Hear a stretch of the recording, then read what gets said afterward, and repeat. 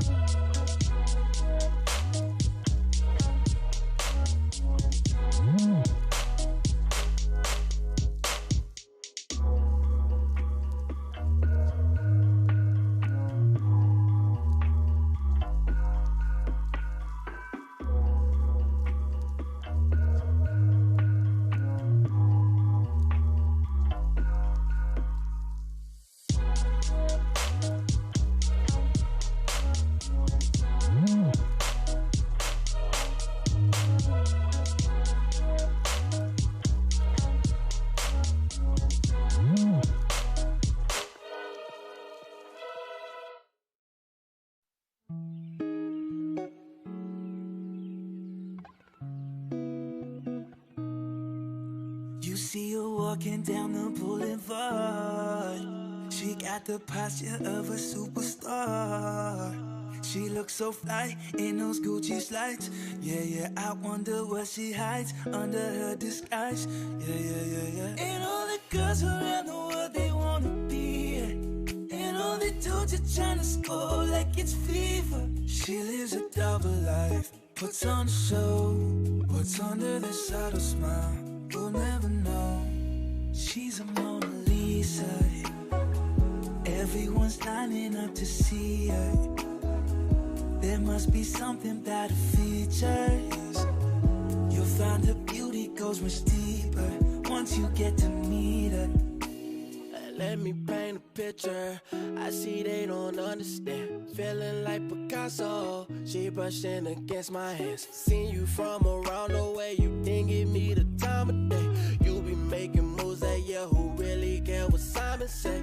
All the bad things, girl, I had to look past. NASDAQ. Call yourself a dime, I'm just trying to get my cash back. You be looking fine, so no wonder they can't match that. Louis V scarf, or I'm chilling with a dad hat. Whoa, slow it down like that. Just hold me down like that. Yeah. She's a Mona Lisa. Everyone's lining up to see her. There must be something about her features. You'll find her beauty goes much deeper once you get to meet her. She's a Mona Lisa. Everyone's lining up to see her. There must be something about her features. You'll find her beauty goes much deeper once you get to meet her. She's a Mona Lisa.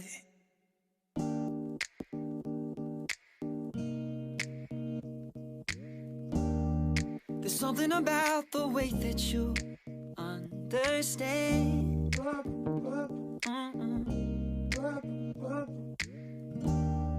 We don't need a rush and we don't need to make no plan.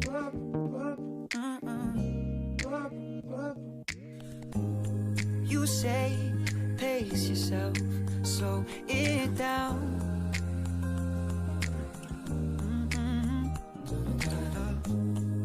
And I don't want to waste my days with no one else. I love how it feels, killing time, you and I. Hours, minutes, days and nights, trading all of our deadlines for conversations over wine. Killing time, you and I.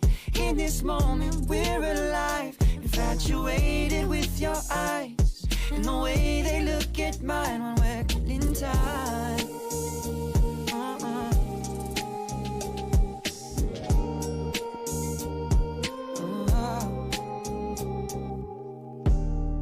There's something about the way you talk with your hand.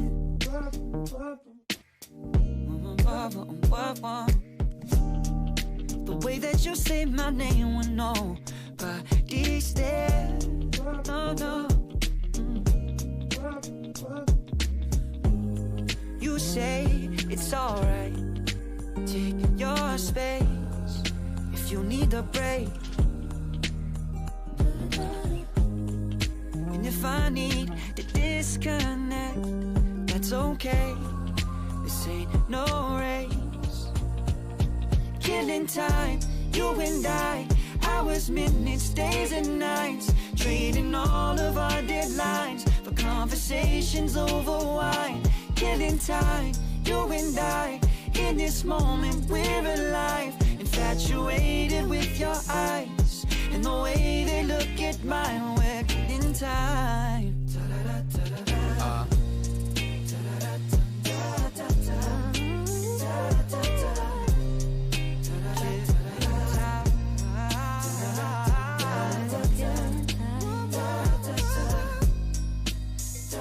Killing time, you and I.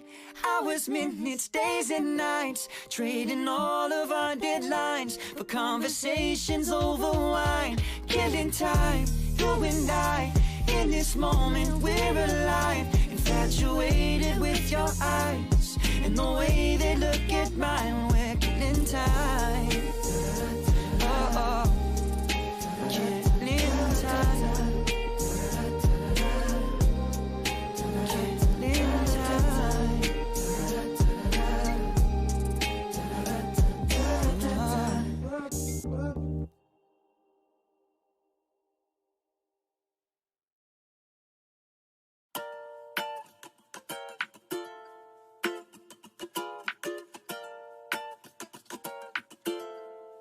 She my pineapple, yeah.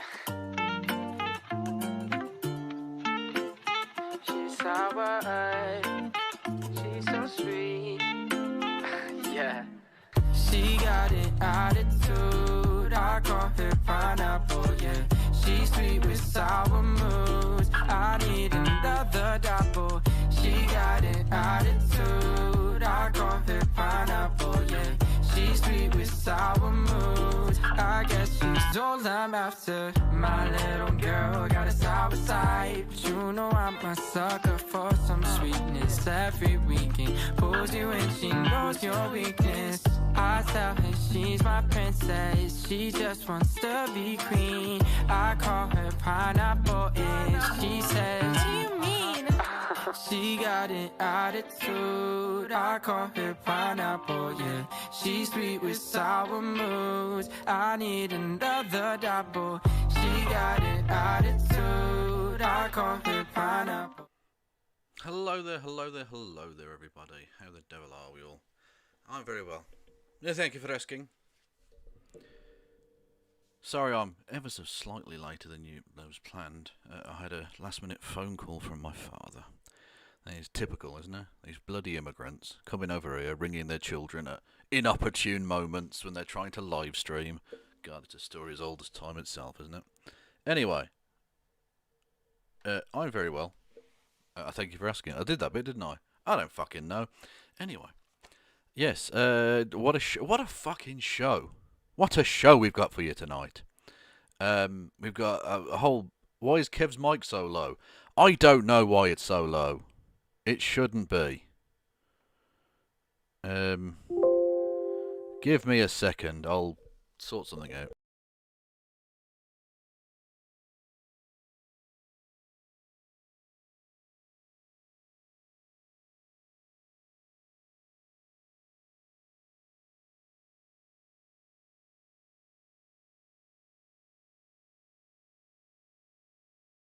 Hopefully that's better.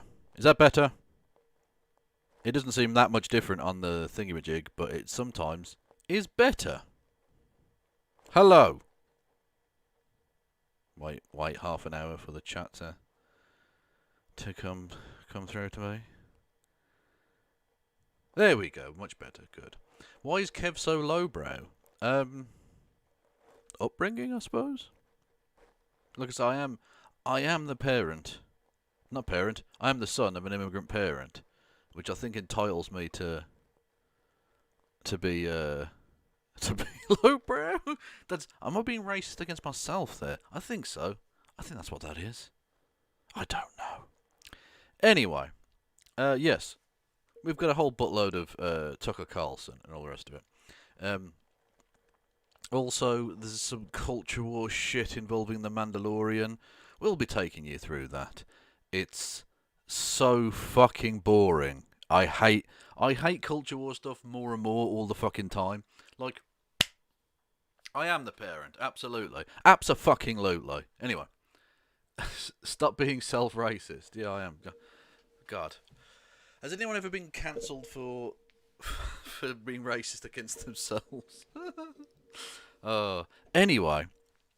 Yeah, the cancel culture shit, fuck me. It's such a waste of time, isn't it? The whole bullshit of, like, instead of talking about actual things that seriously matter, instead of discussing things that might actually challenge systems of power in any fucking meaningful way whatsoever, instead we end up talking about bullshit. Like fucking ethics in video game gerbalisms and fucking the arses in video games, and an actress said a thing, or Brie Larson has a smirk on her face. Like, what the fuck? It doesn't mean anything. It's so fucking pointless.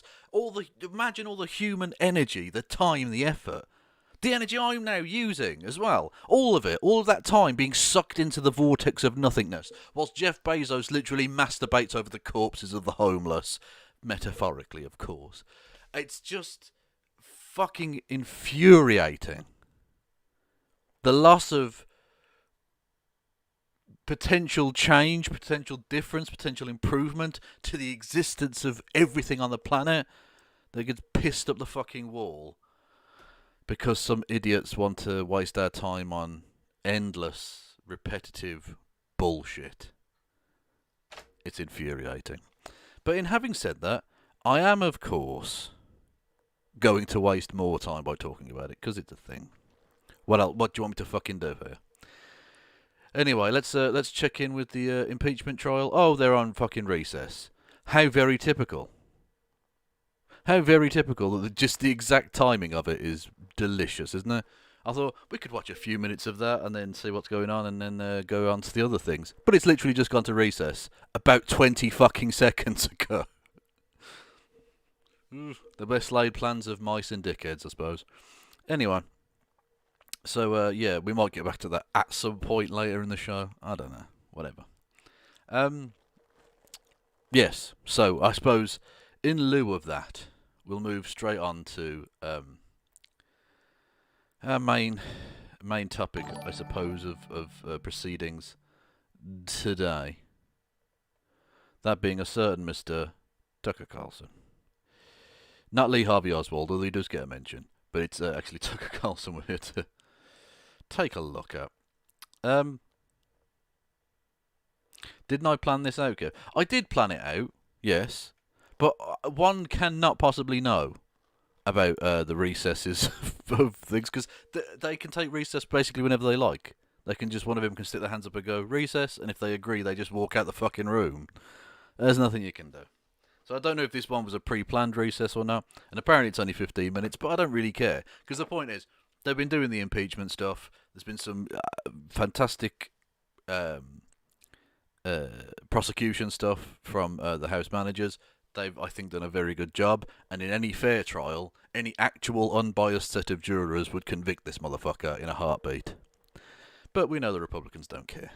That's the ultimate frustration of it all, is it's, again, much like culture war stuff, a complete fucking waste of time which isn't going to go anywhere.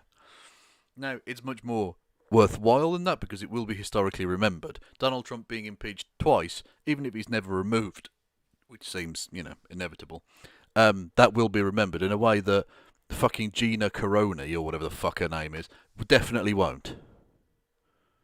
Definitely fucking won't. That's right, I'm drinking milk out of the bowl, because I'm fucking hardcore. Anyway. So, Tucker Carlson has gone like full fucking InfoWars crazy. This is not like necessarily something that's surprising, because he's always done this sort of thing. He's just been able to ramp it up and ramp it up and ramp it up. And actually, Fox News, if you look at it on a much more sort of macro timescale way, has been doing this for a long while. It had what I like to call the far-right stalking horse figure throughout its history. It had people like Bill O'Reilly at one point. It then moved on to something genuinely crazy and quite scary in Glenn Beck, who you might now know as the guy who looks like an overweight Colonel Sanders from the KFC bucket, but back in the day was a slightly less fat, slightly less white-haired chap who used to rant genuinely unhinged fashion about all manner of shit, including saying the phrase that will live with me till the day I die. He said, "That's why there are so many Maoists in the Obama White House," which is one of the dumbest things in the history of mankind. That really is one of the dumbest things that any human being has ever said. And the reason they have on Fox News this stalking horse figure is to make the rest of their far right, because they're all far right. Every single motherfucker who presents a TV show on Fox News is far right. I'm just going to put that out there, right? But they have this stalking horse figure who is so far out there that they make everyone else look reasonably moderate by comparison. Because there's no doubt that Greg Gutfeld or even Sean Hannity or any number of these other far-right dipshits, by comparison to Glenn Beck, by comparison to Tucker Carlson, look much more centrist. So it's a way of consistently moving the Overton window, which is an imprecise phrase, but it generally works in conversational English. It's a way of moving the possible, acceptable range of topics further and further and further and further to the right.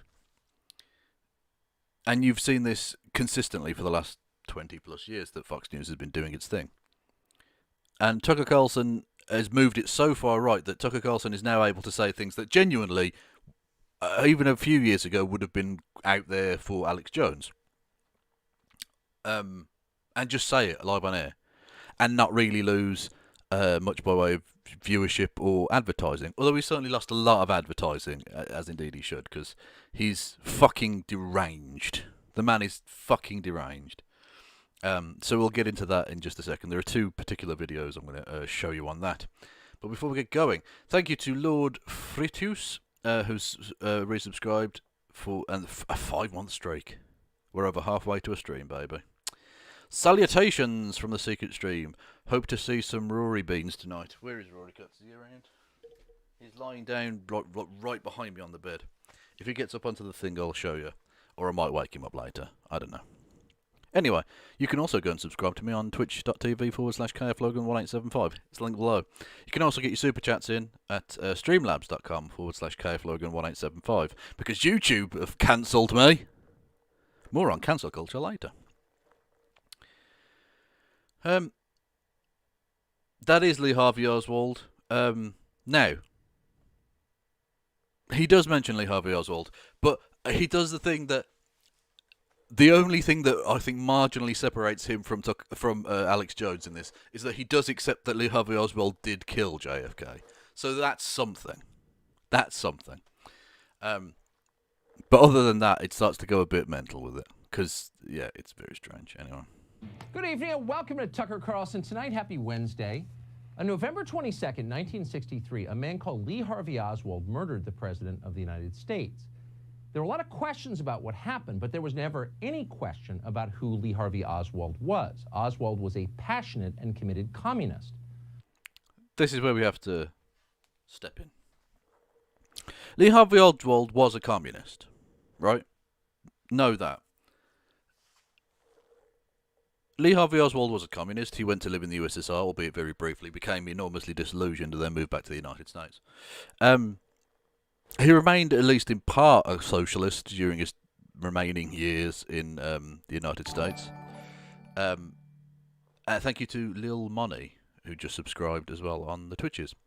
Yeah, he remained a socialist to some extent, although clearly he became much more Americanized. He became rather obsessed, it would appear, with gridiron American football as well, which was like a kind of burgeoning American sport at the time, because, you know, as ubiquitous as it is now, it wasn't always. During the early 60s, it was beginning its sort of rise to take over from baseball as the national sport.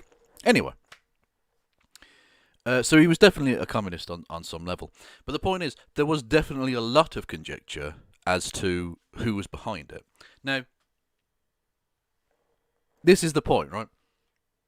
Everything he says in this is either an outright fabrication or an extrapolation based on a truth, but a false extrapolation.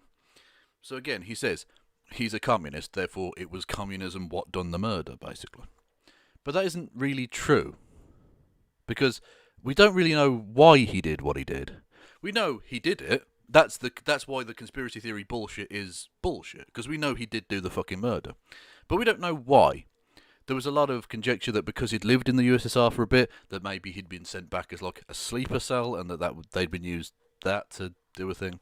There was some theory that maybe he owed money to someone in the mob, and the mob wanted JFK dead. There's lots of those kind of things around. There's absolutely no way of knowing now. It's basically beyond intelligibility at this point as to why he did what he did. So, but Tucker Carlson will say it's because he was a communist, which there's no actual concrete evidence for. It's perfectly likely that that's true. It's perfectly likely. For me, the Occam's razor, explanation would be, as a communist, he was against the American involvement in Vietnam, in Southeast Asia, which was seeking to overthrow a communist run North Vietnam. That would appear to me to be the most obvious connection. But there's no way of knowing that. But yet Tucker Carlson will just outright state it as if it's true. It's ridiculous. I can understand perfectly well why Tucker Carlson was able to defend himself in court by saying that no real person would take him seriously. I could understand that. In 1959, he gave up his American passport and the Bay of Pigs thing as well. Yeah. Defected to the Soviet Union. But there was no doubt that it was people who knew Lee Harvey Oswald said that he was very, very angry about American involvement in Southeast Asia. He married a Russian woman and lived in Minsk. 3 years later, he returned to this country and immediately began attending rallies in support of Fidel Castro, the communist leader of Cuba. In the fall of 1963, Oswald traveled to Mexico City and met with KGB agents there. A few months before, in Dallas, he tried to murder General Edwin Walker because Walker had given speeches attacking communism. So Lee Harvey Oswald... Again, you don't know that that's why he did any of that. Like, there's no doubt... Again, no doubt he was a communist. No doubt that's what inspired a lot of his actions throughout his adult life. But he's dead. We don't know why he did what he did. Yeah, anyway, it doesn't matter. Oswald never hid his politics, not for a moment. He talked incessantly about communism to anyone who would listen. And yet many Americans never really understood what Lee Harvey Oswald believed, and they didn't understand it because news outlets didn't tell them. See, that's Americans, you're going to have to tell me on this, because I was always aware that Lee Harvey Oswald was a communist. When we were taught about this, we were told he was a communist. In fact, I remember specifically a history teacher at high school saying the Russians sent him to do it. That person should have been fired for that, because that's an incredibly dangerous thing to put into young people's heads, really, but whatever.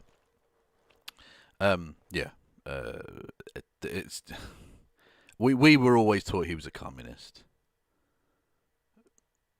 This is literally the first I heard of it. Really? You didn't know that he was a communist?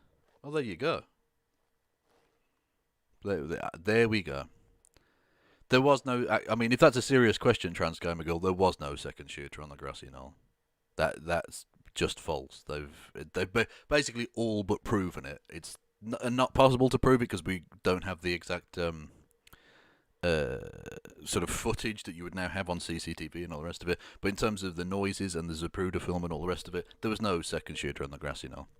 The reason that people thought they heard a noise from that direction is because of echoes, based on the fact that it's an open plain with buildings on either side. So the noise of gunfire would echo back and forward across the field between the grassy knoll and the road. So it would bounce back and forth, and people would hear noises from different places. It's actually a well-known thing. You get things like acoustic shadows. You get reflective sound in the form of echoes of large buildings and stuff.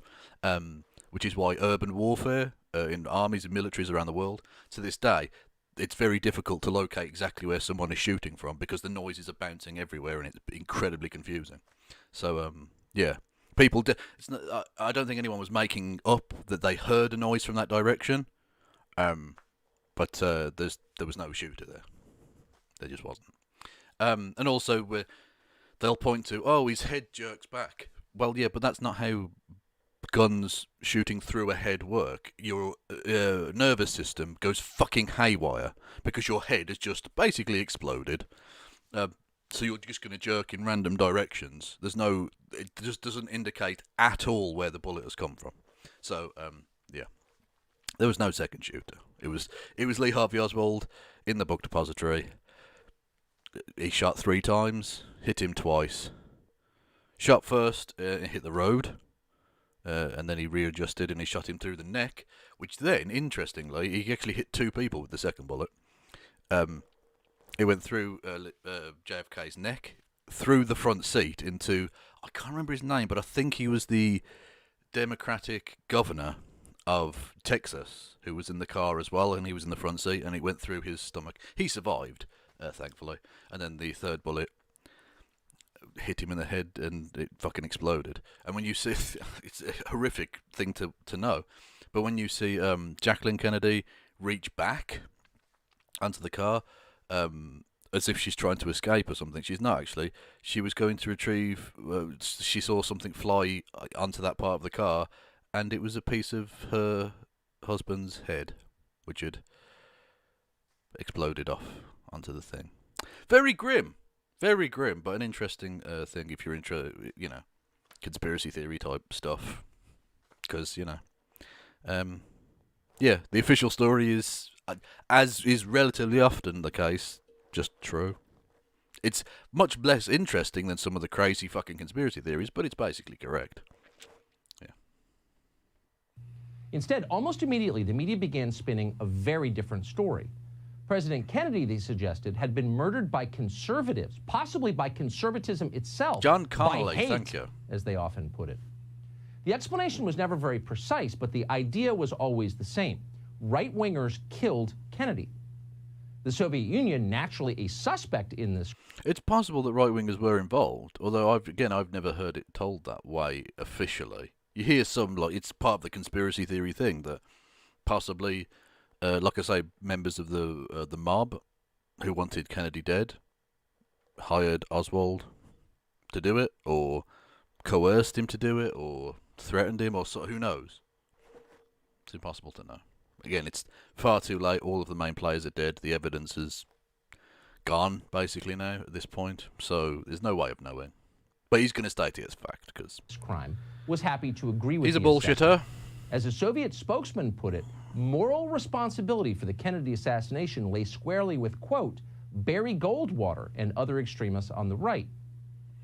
Yeah, but who cares what the Soviet dude said? The Soviet dude would also have said that fucking Khrushchev was absolutely based as fuck, or whatever the 1963 equivalent of that would be.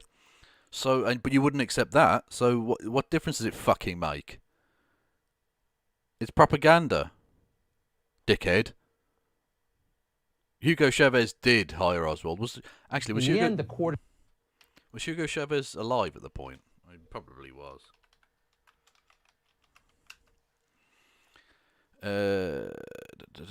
He was 1954. So the 9-year-old Hugo Chavez hired Lee Harvey Oswald. Coordinated lying paid off. A year later, Senator Barry Goldwater lost to the incumbent Democrat Lyndon Johnson in a historically lopsided presidential election. Yes, and the only reason Barry Goldwater lost is because the Soviet Union said a thing, rather than he ran a disgusting campaign against an actually quite popular president, an incumbent as well. So, like, what the fuck? Yeah. No, he's not going to go too much into the conspiracy. He's sort of setting this up that, oh, the left have been telling lies about stuff for years. It's not true, but he's going to say it, you know. By that point, many voters associated Goldwater with murder. As the decades passed, the media kept repeating all he did was, like, defend lynchings and stuff. Why would they think that? This lie. By the 50th anniversary of the Kennedy assassination, the New Yorker magazine was still blaming, quote, anti-communism for the fact that an avowed communist had murdered the president. Okay, and so what? A news article said a thing, Tucker. No one cares. Just because it's absurd doesn't mean they won't say it with a straight face, and they do. By now, Which, by the way, that last sentence could have been just a tagline for this show, really, couldn't it? Tucker Carlson saying shit with a straight face, even though they know it's not true. Khrushchev was probably the least bad Soviet leader. Maybe, but that's, I mean, who cares? Also, I don't say who cares in, like, a derogatory or, like, dismissive way. I just meant, like, it's sort of irrelevant to the point I was making in that, what the dude, the fucking propaganda prick from the USSR said about a thing is completely irrelevant. It's likely that most Americans believe that's exactly what happened, and why wouldn't they believe it? That's what they've been told. That point is worth ruminating on and remembering. History is a political tool. History is not simply a record of what happened. History is a way to shape the future. History is used to hurt some people and to help other people gain power. This is so prototypical of the right wing. This is how they view history, because this is the only way they wish to know and study history. You can see this in the 1719 Project. You can see this in the kind of John Birch Society reinterpretations. You can see this in the kind of farcical American macho exceptionalism. Especially, you can see this actually specifically, and I think it was the Vietnam War which broke America in this regard. If you watch movies from America pre-Vietnam, they're much more nuanced and interesting about America. You still get kind of hagiography bullshit as well, but there's much more interesting. No, sorry, the 1776 project. I've mixed up the two projects there. There's the 1619 project and the 1776 project. The 1776 project is what I meant, though. The Trumpian bullshit pretend history project, which I went over on my channel.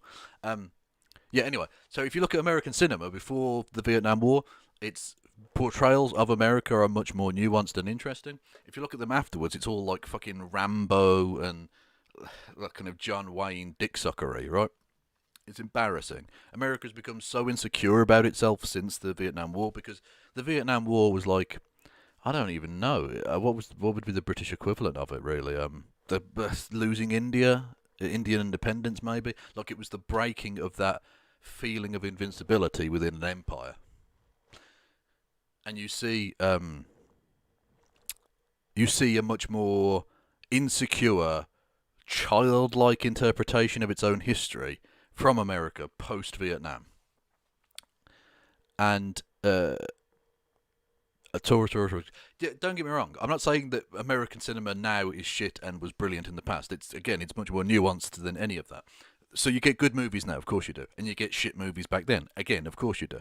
My point is, if you look at the films that generally get much more popular reception, much more positive popular reception, generally pre-Vietnam they're much better than they are now. And that's not like looking back through rose-tinted glasses. I'm looking at it from as an outsider, looking at the ways in which cinema and American media in general is much more insecure now than it was then.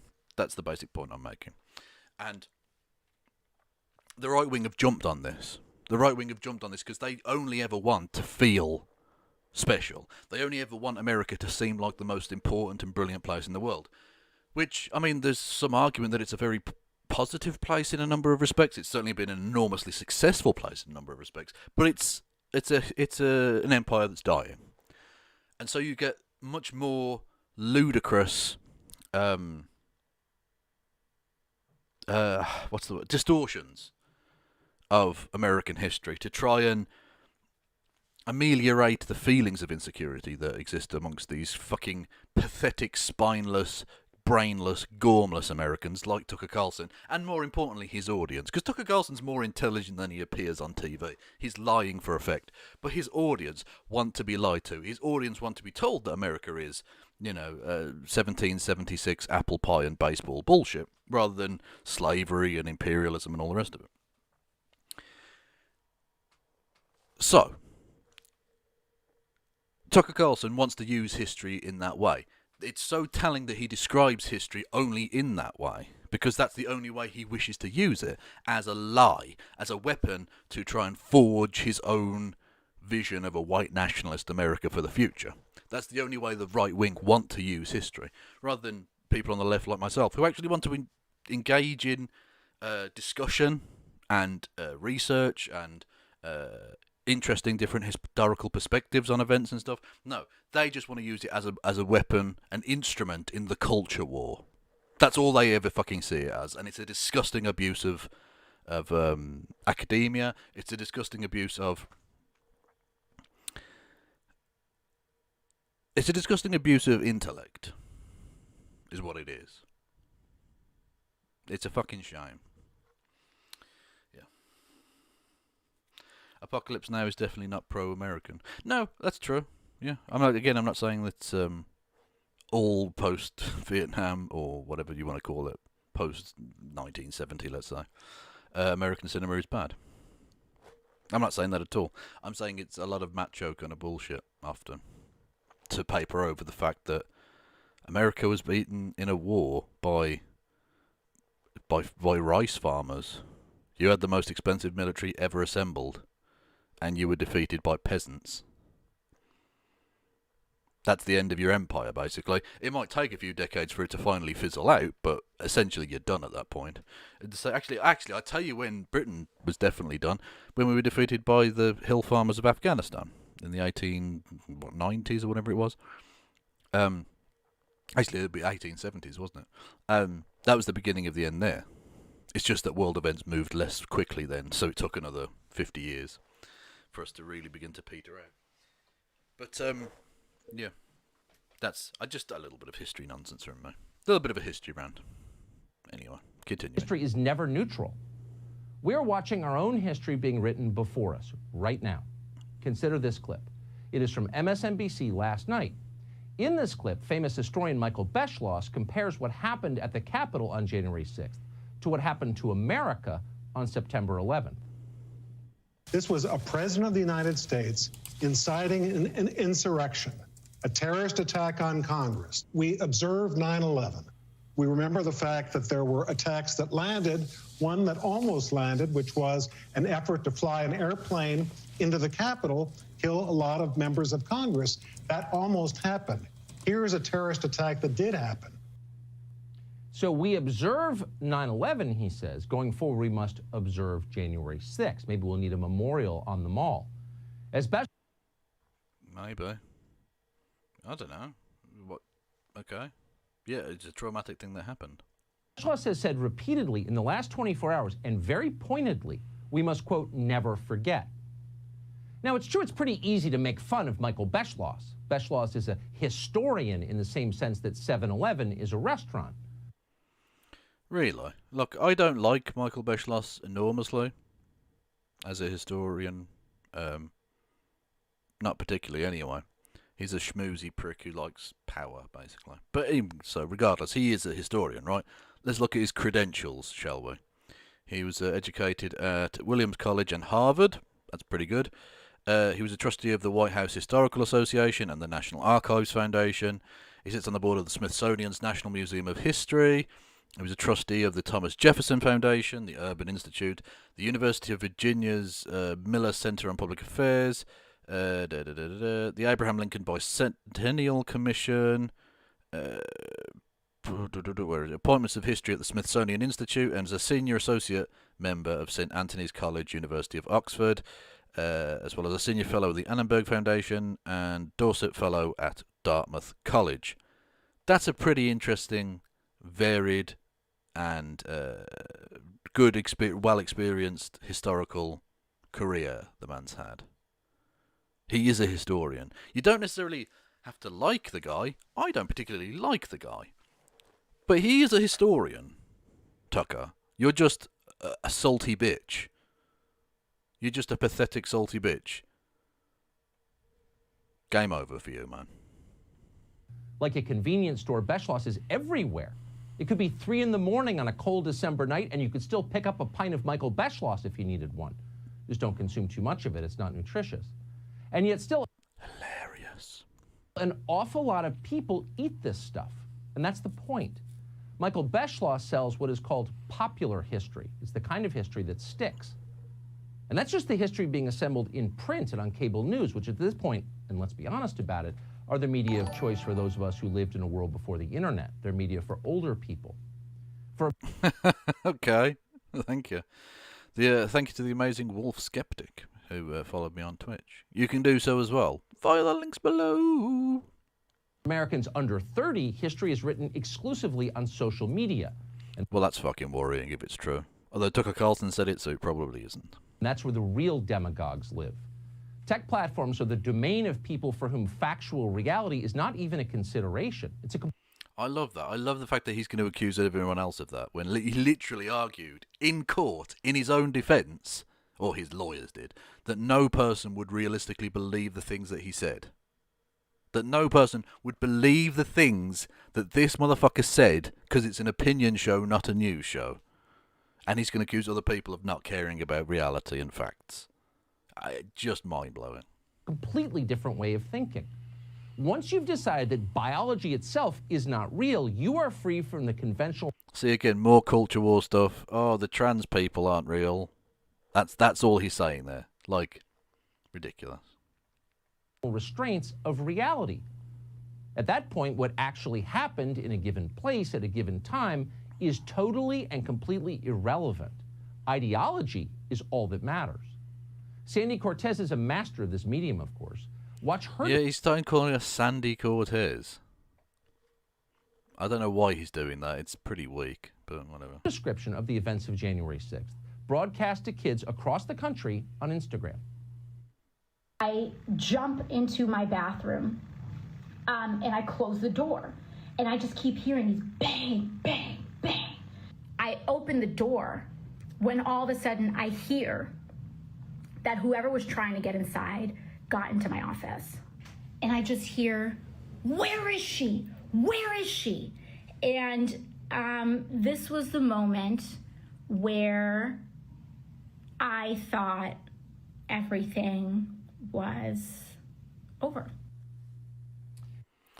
Note the incredibly farcically deceptive editing there. Because anyone who's actually seen the stream, which those clips were taken from, knows that the person she's referring to at this point was a police officer. She heard banging on her door, thought that it might be the protesters who'd gotten there. She was hiding behind a door in a sort of back room in her office. The guy came in and said, "Where is she? Where is she?" She can't see what's necessarily happening, but she can hear that taking place. So she's explaining the fear she was feeling at that moment. But then she finds out, oh, it's a police officer who tells them to go to some other place that's like a secure area or something. That's it. Listen to how this fucking propagandist hack piece of shit describes that.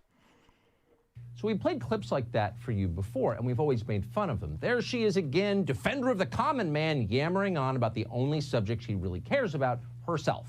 Wallowing around in Lake Me like it's interesting to anyone but her. Firstly, dickhead, the stream she put that up on had like millions of views, so clearly it's quite interesting to a lot of people. Secondly, you're talking about it, so clearly you're interested in it too. You're a twat. But aside from your snide jibes there, having sucked Donald Trump's dick for years, you do not get to accuse other politicians of being self-interested and narcissistic. You just don't. You don't have a leg to stand on. You weird little fish. Narcissism on parade, the perfect symbol of a culture dying from self-involvement. We've said that before, and we have laughed as we did. But actually, it's not funny. People will believe this crap. Some already do. Anyone who was physically present at the Capitol that day knows it's ridiculous. There were no rioters in Sandy Cortez's hallway. Trump voters weren't trying to kill her. Neither were... Firstly, yes, there were. There were various people saying they wanted to kill her. Secondly, at no point did she say that the protesters were in her hallway or in her office. Again, you edited it to make it sound like that's what she was saying. She was actually referring to a police officer. The clips you played were before she found out that the person banging on her door and saying, "Where is she? Where is she?" was a police officer. You, Tucker Carlson, are a dishonest piece of shit. Your mendacity is as bad as your fashion sense. Other U.S. senators. A lot of the rioters were angrier at Mitch McConnell than they were at any Democrat. Yeah, they said they wanted to kill Mitch McConnell, who, last time I checked, even though he is a piece of garbage, is a US senator. In fact, at the time, he was the majority leader of the Senate. The most powerful of the motherfuckers in that place. To some extent, what you saw on January 6th was an intra-party struggle. Not all of it, but some of it. An act of mindless destruction aimed at Republican leaders, born of long simmering frustration. The people who run the Republican Party don't care about the people who elect them. That has long been true. Republican voters finally figured it out. Yeah, but they were inspired by Donald Trump to do the thing. Again, this is like an extension, again, of... It's kind of almost like a stalking horse argument, dare I say. The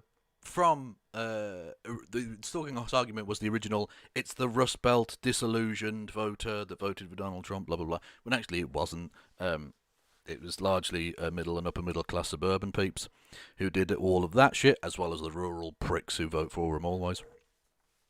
And that was the stalking horse argument to now be like, the Republicans have worked out, or Republican voters have worked out that the Republicans don't represent them, even though 74 million of them just voted for Donald Trump.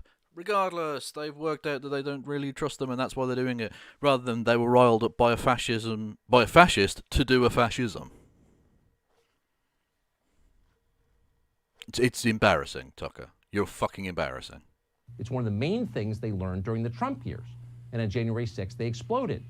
Lindsey Graham was likely in graver danger than Sandy Cortez or Ilhan Omar. They were literally calling poor Mike Pence's name. Poor Mike Pence's name? Why don't you give a little bit more context there? They weren't just calling his name, were they, Tucker? They were saying, hang Mike Pence. hang Mike Pence. They wanted to hang Mike Pence from the neck until he was dead. But giving that context would give away the underlying thing that they were there to do violence. So if they'd actually managed to get hold of AOC, or anyone else for that matter, they'd have murdered them. There was actually... And again, Mitt Romney's a piece of shit. So when I say this, I'm not trying to say Mitt Romney's awesome. I'm just saying he's a human being, and as a senator, it's probably best that America not let random fascists kill him. Anyway, there's a fantastic piece of new video that was released as part of the prosecution thing from the impeachment of Mitt Romney, who walks into a hallway in the Senate building, or in the Capitol building, and is confronted by Officer Goodman, you know, the black guy who played Pied Piper to the fascists and led them away from the Senate chamber.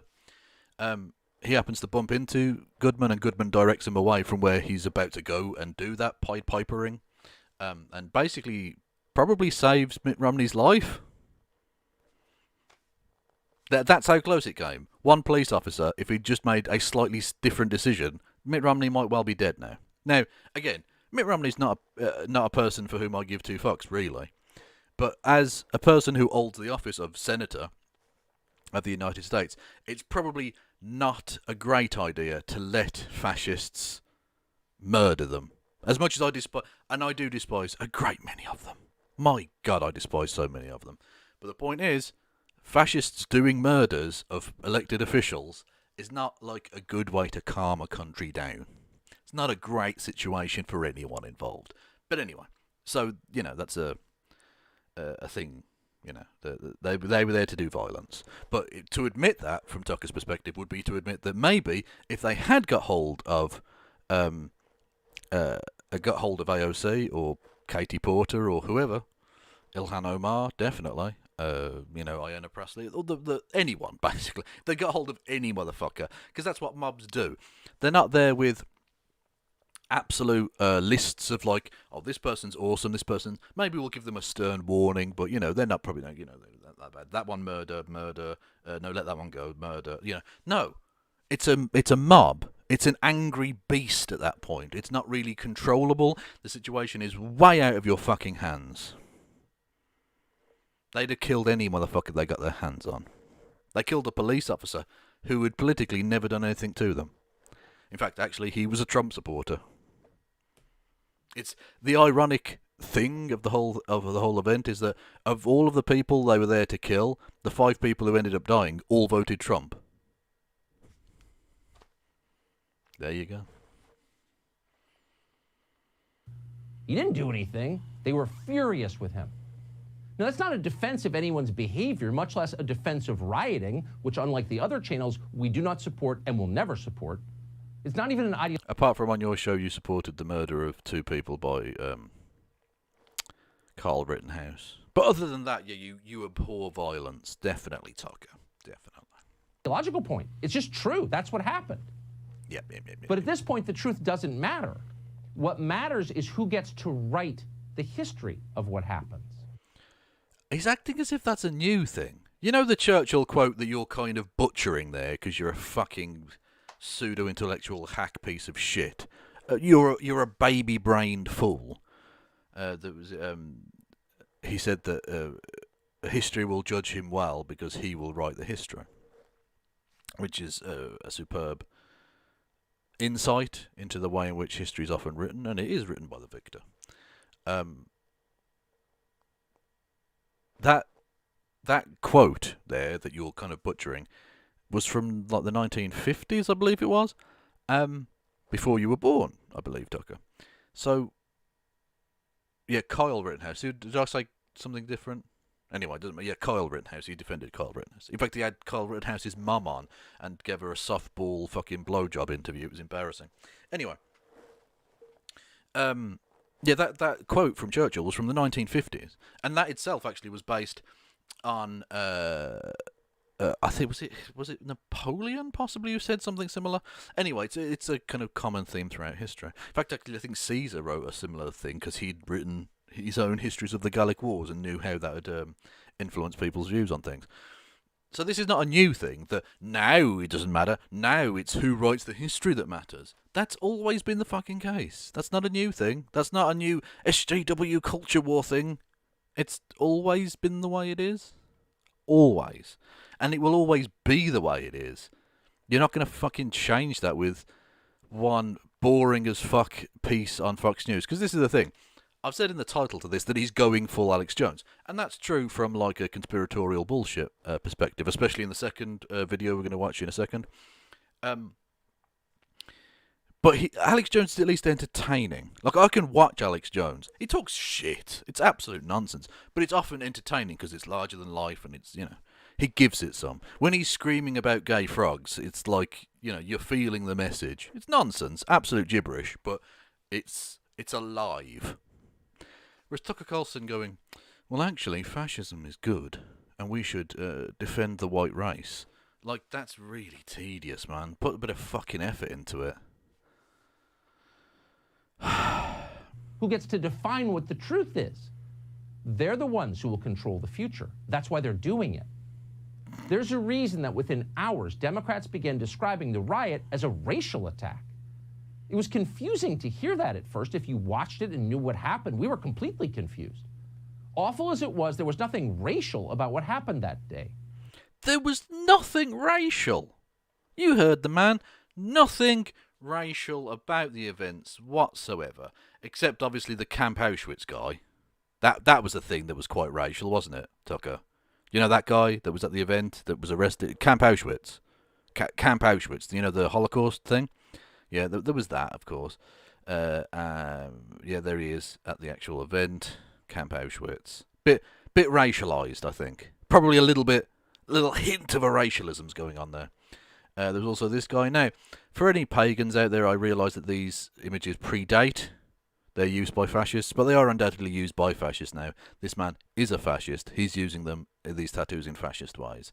He's very racialised in this respect. You also have QAnon, which is obviously a racial thing. They believe a Jewish conspiracy of cabal, paedophile, Satanism, blah, blah, blah. Very, very racialised. This dude, again, trust the plan. Got another Q thing there. More Q shit. Q thing there. Kekistan, obviously a racial thing. And, of course, the Confederate flag. Literally the flag of a secessionist, revolutionary, racist state that literally existed for the sole reason of trying to keep black people as property. I would suggest, dear Tucker, that it was a very racial event, yes. There were people there who had, maybe, let's say, a little bit of animosity for non-white folk. Especially because there were people at the event who literally heard them saying the N-word repeatedly as well. Again, few little subtle hints, a few little red flags for you. Claiming otherwise is absurd. It's a fantasy. It's a lie. But no one pushed back against that lie, so they kept repeating it. They kept telling the truth. It's outrageous. By the way, what a pause. Look at that face. Oh, hello. Now, weeks later, it is the accepted version of what happened.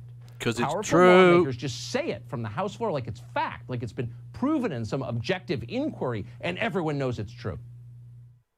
America has been through a civil war, world wars, a Great Depression, pandemics, McCarthyism, and now a Trumpist and white nationalist insurrection. White nationalist insurrection. Again, it was awful. It was not that. And trust Tucker Carlson, he knows a white nationalist when he sees one, except for when he had a white nationalist as his lead writer for years, and apparently didn't know, had no idea. How could he possibly have known? Except that guy was writing stuff like, you know, immigrants are making America dirty, and that Tucker Carlson repeated that on his show. Other than that, though, how could he have possibly known that he was a white nationalist? So clearly, Tucker Carlson is the white nationalist understander. Clearly. So we can trust that it definitely wasn't white nationalist in any way whatsoever. Yeah. But you've got to ask yourself, why are they claiming that it was that? Think about it. You know the answer. Because it was that. They're claiming it was that. Because it was that.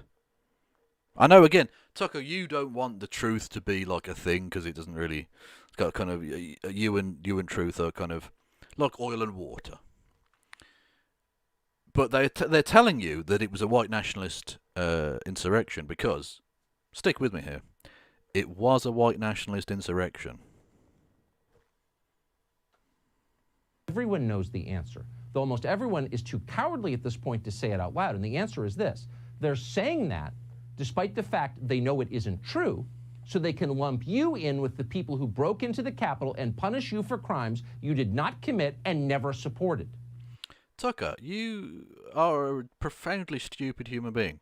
What you've just done there is said, they want to call it white nationalist so that you, the viewer of my show, will be associated with it.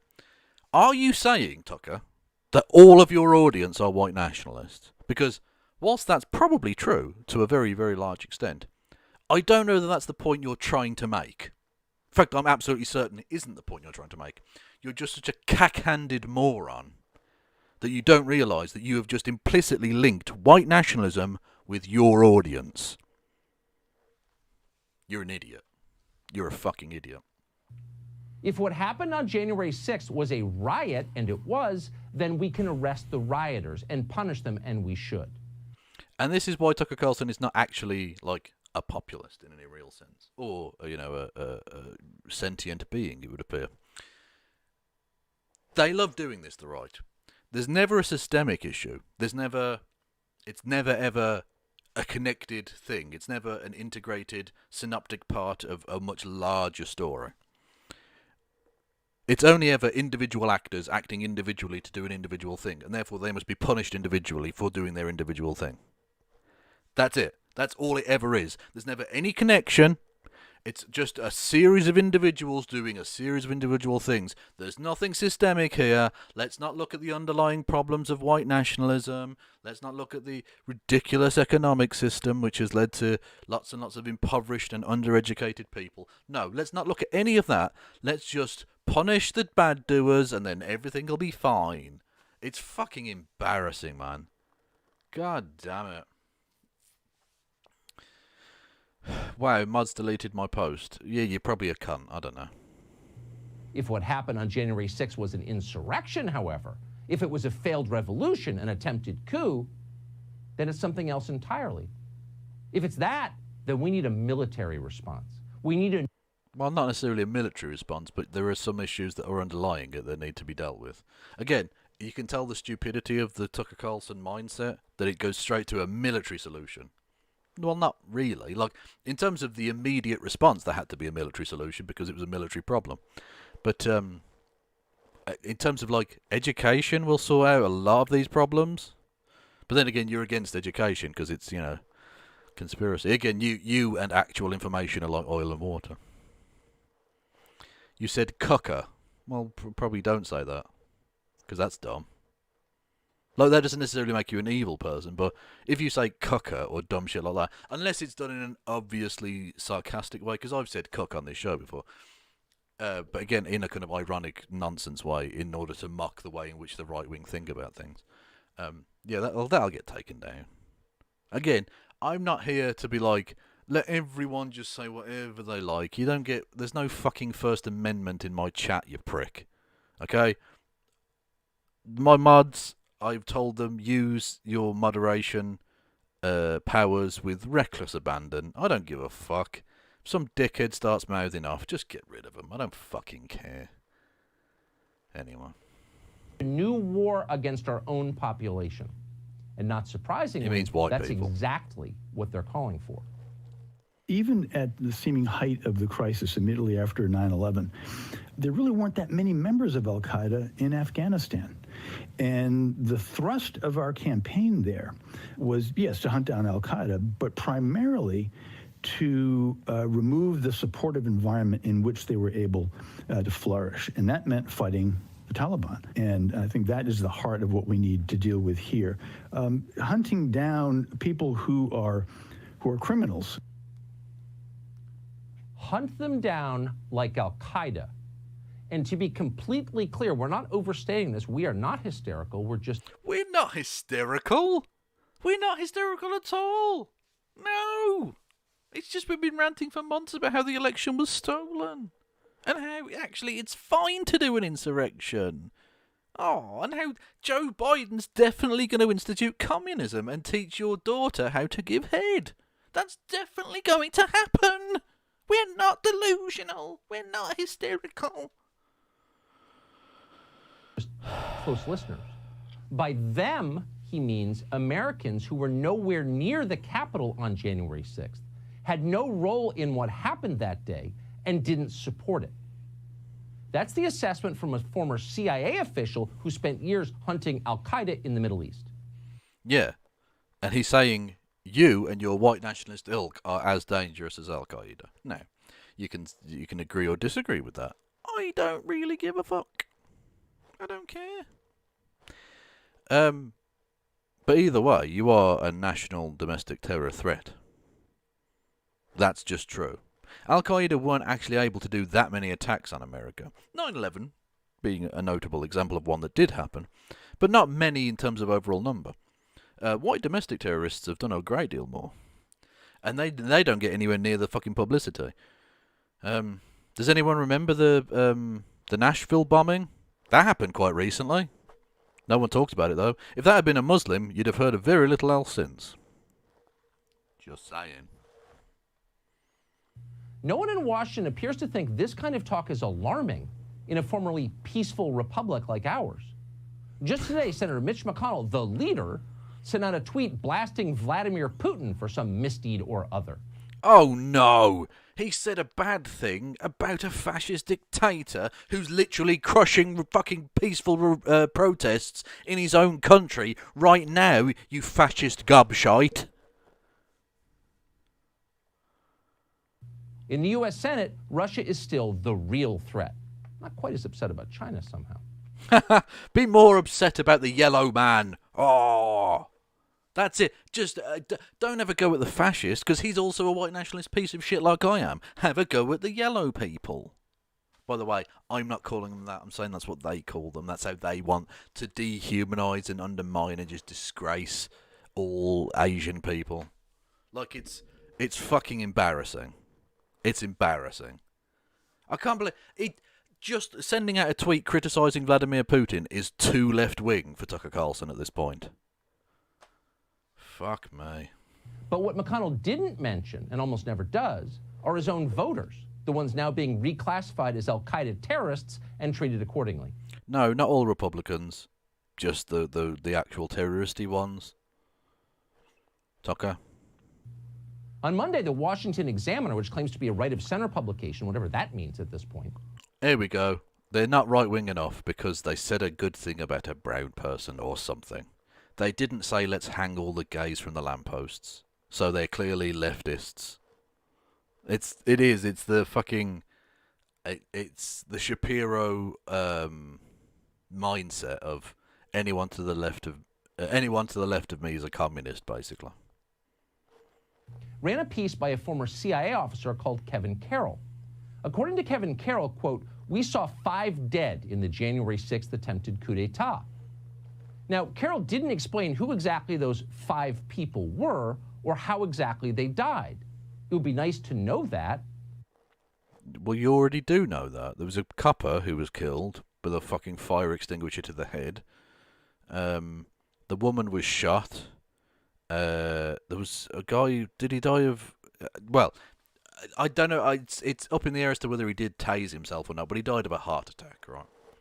And then there was 2 of them. One of them was crushed, and one fell off a scaffolding or something. Like it's well known. Like it's these things are out there, Tucker. Like you gave one tiny little snippet of a quote from a dude. Maybe he also went on to explain that in that thing. I don't know. Yeah, there have been 2 suicides, but I like many people, am reticent to add the 2 suicides as part of the deaths from the day, because they may be connected in some way, and that's perfectly plausible. But is that direct enough to really say it does? And also, you don't need to add them in there because you've already got 5 deaths.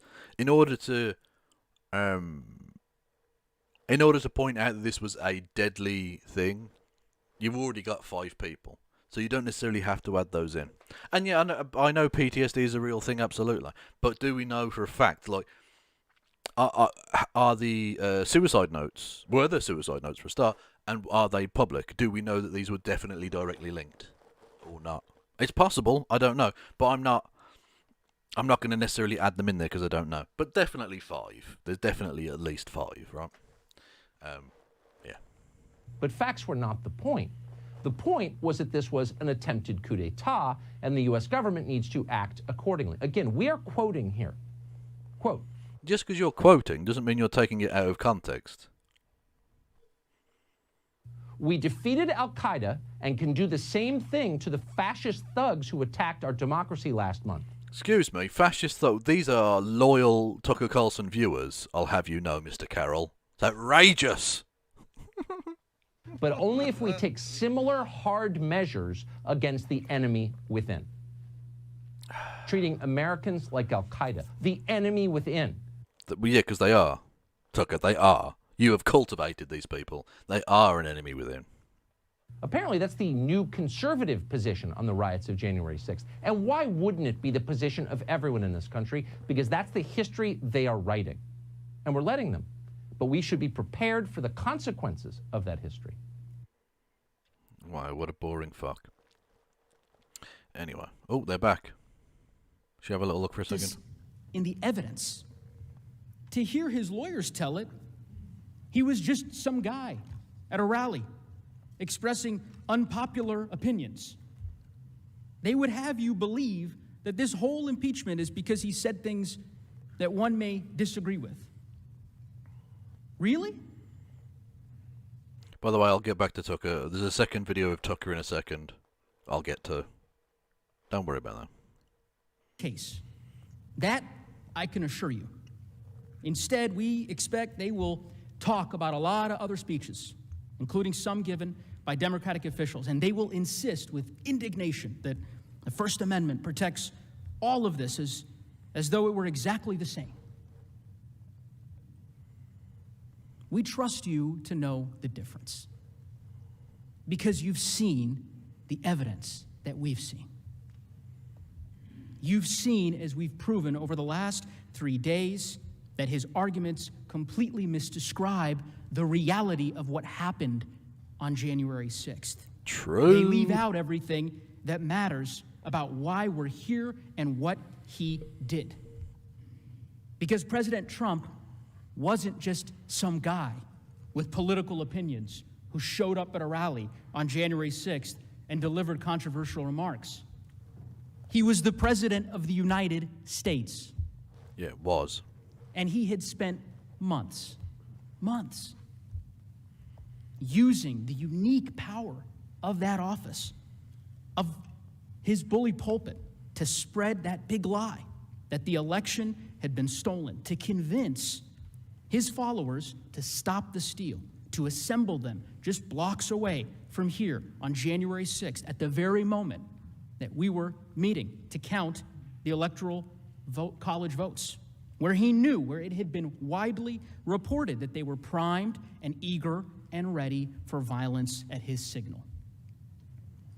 And then, standing in the middle of that explosive situation, in that powder keg that he had created over the course of months, before a crowd filled with people that were poised for violence, at his signal,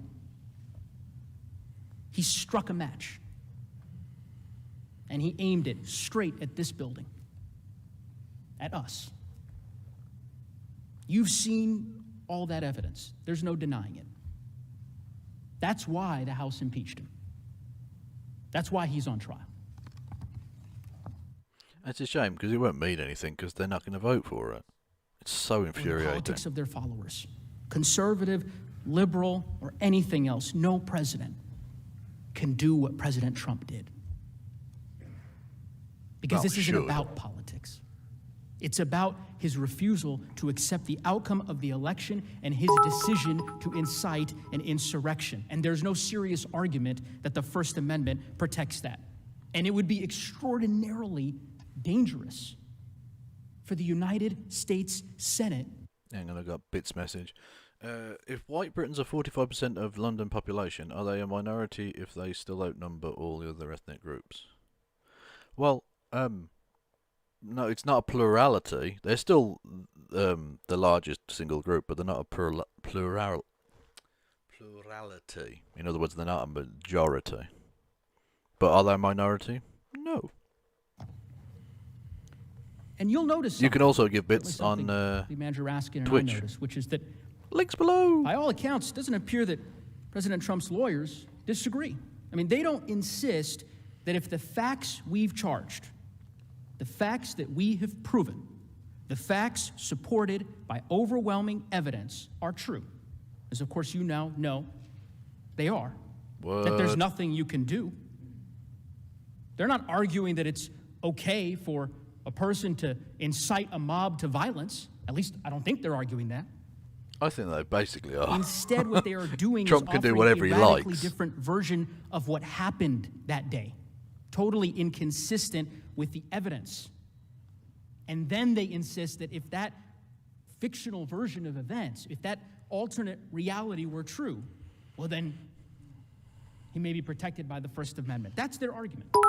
But you are here to adjudicate real evidence. Take my bits and do with them what you will. That sounds more sexual than it needed to, and I appreciate it. Alone, you should reject their argument because it has been advanced to defend a situation that bears no resemblance to the actual facts of this case.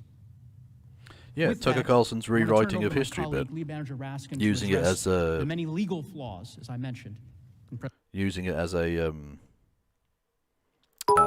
weapon to wield against one's enemies, rather than an accurate depiction of reality. Why President Trump's last-ditch First Amendment arguments got nothing to do with the actual facts of the case. Thank you for the 100 bits to for inciting violent insurrection against just gave me 100 government, bits without a comment. To violent insurrection. So, yeah. There is no First Amendment defense to impeachment for high crimes and misdemeanors. The idea itself is absurd. And the whole First Amendment smokescreen is this guy's been very good. I've been impressed with him. From Actually, the they all standard have, of high crimes and misdemeanors governing a president. He's like the lead dude, so that he gets like the big. Yet President Trump. He gets the big, the lines, the good lines. And wrong is right. He tried to pull off the biggest election fraud in American history by overturning the results of the 2020 election, even as he insisted that his own fraud was in fact an effort to stop the steal. Yep.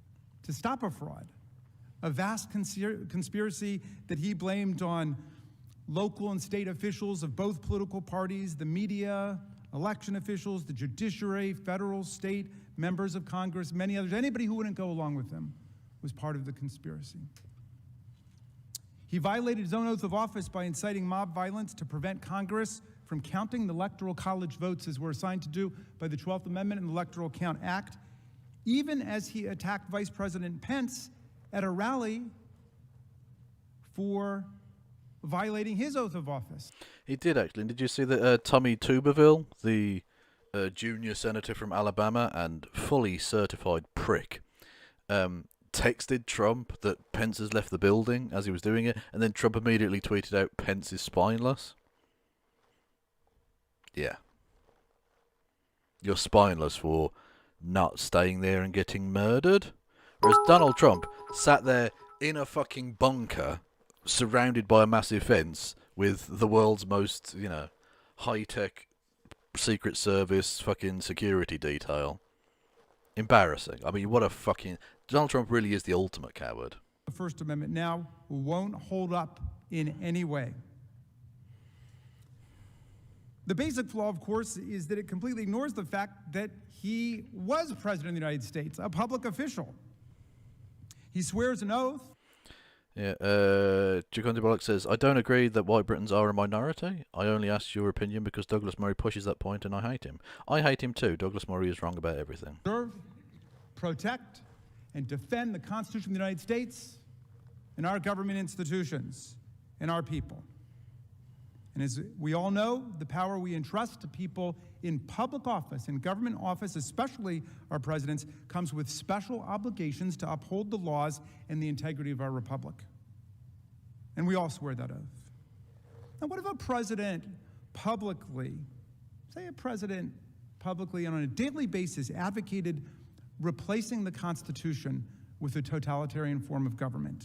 Boom. And urged states to secede from the Boom. Union, and swore an oath of loyalty to a foreign leader or foreign government. Well, as a private citizen, you couldn't do anything about people using those words to advocate totalitarianism, to advocate secession from the Union, to swear an oath of personal loyalty to a foreign leader or a foreign government or country. You couldn't. That's totally protected. If you tried to prosecute somebody for that, as a prosecutor, you would lose. But it is simply inconceivable, unthinkable, that a president could do any of these things. Get up and swear an oath to foreign governments or leaders, advocate totalitarianism, advocate secession, and not be impeached for it. It's just unthinkable that that could happen. Would that violate their First Amendment rights? No. The opposite view pressed here by President Trump's counsel would leave the nation powerless to respond to a president who uses the unmatched power, privilege, and prestige of his or her office, the famous bully pulpit, in ways that risk the ruin of the republic. Good point. Good point to end our little viewing for a second there. We'll look at more Tucker Carlson and then maybe get back to that in just a moment. For some reason, this segment isn't on the Fox News Twitter, Fox News YouTube for some reason. But this is the one where he goes like full crazy ass. Alex Jones. This was from a separate thing. The day after, I think. What exactly did happen that day? Simple question. You may be surprised to learn how little we know even now. In fact, it's remarkable how many of the most basic questions remain unanswered more than a month after the fact. Let's start with the headline of the day. 5 Americans died on the Capitol grounds on January 6th. You've heard that. You hear it incessantly, including from Republican office holders. 5 dead. But that doesn't really tell you very much. It's the details, as always, that matter. Who were these people and how did they die? That's how you understand what actually happened. So with that in mind, here are the facts as of tonight. 4 of the 5 who died that day were Trump supporters. The 5th was a Capitol Hill police officer who apparently also supported Donald Trump. So 5 Trump supporters then. Okay. So what? Why is this relevant?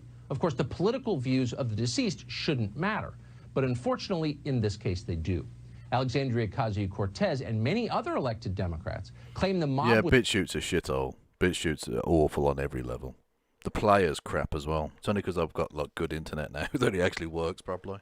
When I'm just on like my laptop and it's not plugged directly in and I'm on like the Wi-Fi, you can barely get a BitChute video playing because the fucking player on it is so rank. God damn. Thank you to the Creeping Darkness for following me on Twitch. Go and follow me on Twitch. By the way, definitely go and follow me on Twitch if you want the full like Logan experience, because from next week on I'm going to be doing Twitch Tuesdays, where I'm only on... Did the cat get up? Have I gone fucking mad? Where's he gone? Oh, he's on the show. Oh, okay, we can get cat cam on the go. Anyway, Twitch Tuesdays, where I only broadcast on Twitch, and I won't be on YouTube, because there are certain things you can do with like Amazon Prime. You can do like viewing parties and stuff on videos, and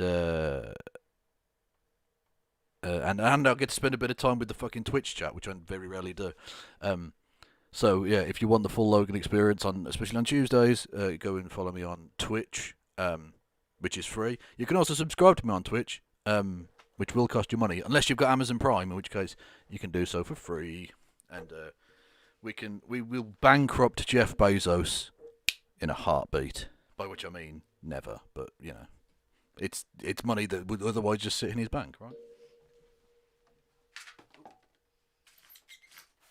Hello, Ricketts. The peoples want to see you. Oh, that's the thing that fell on the floor.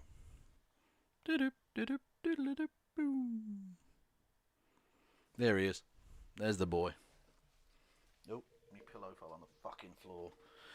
God, this is going well.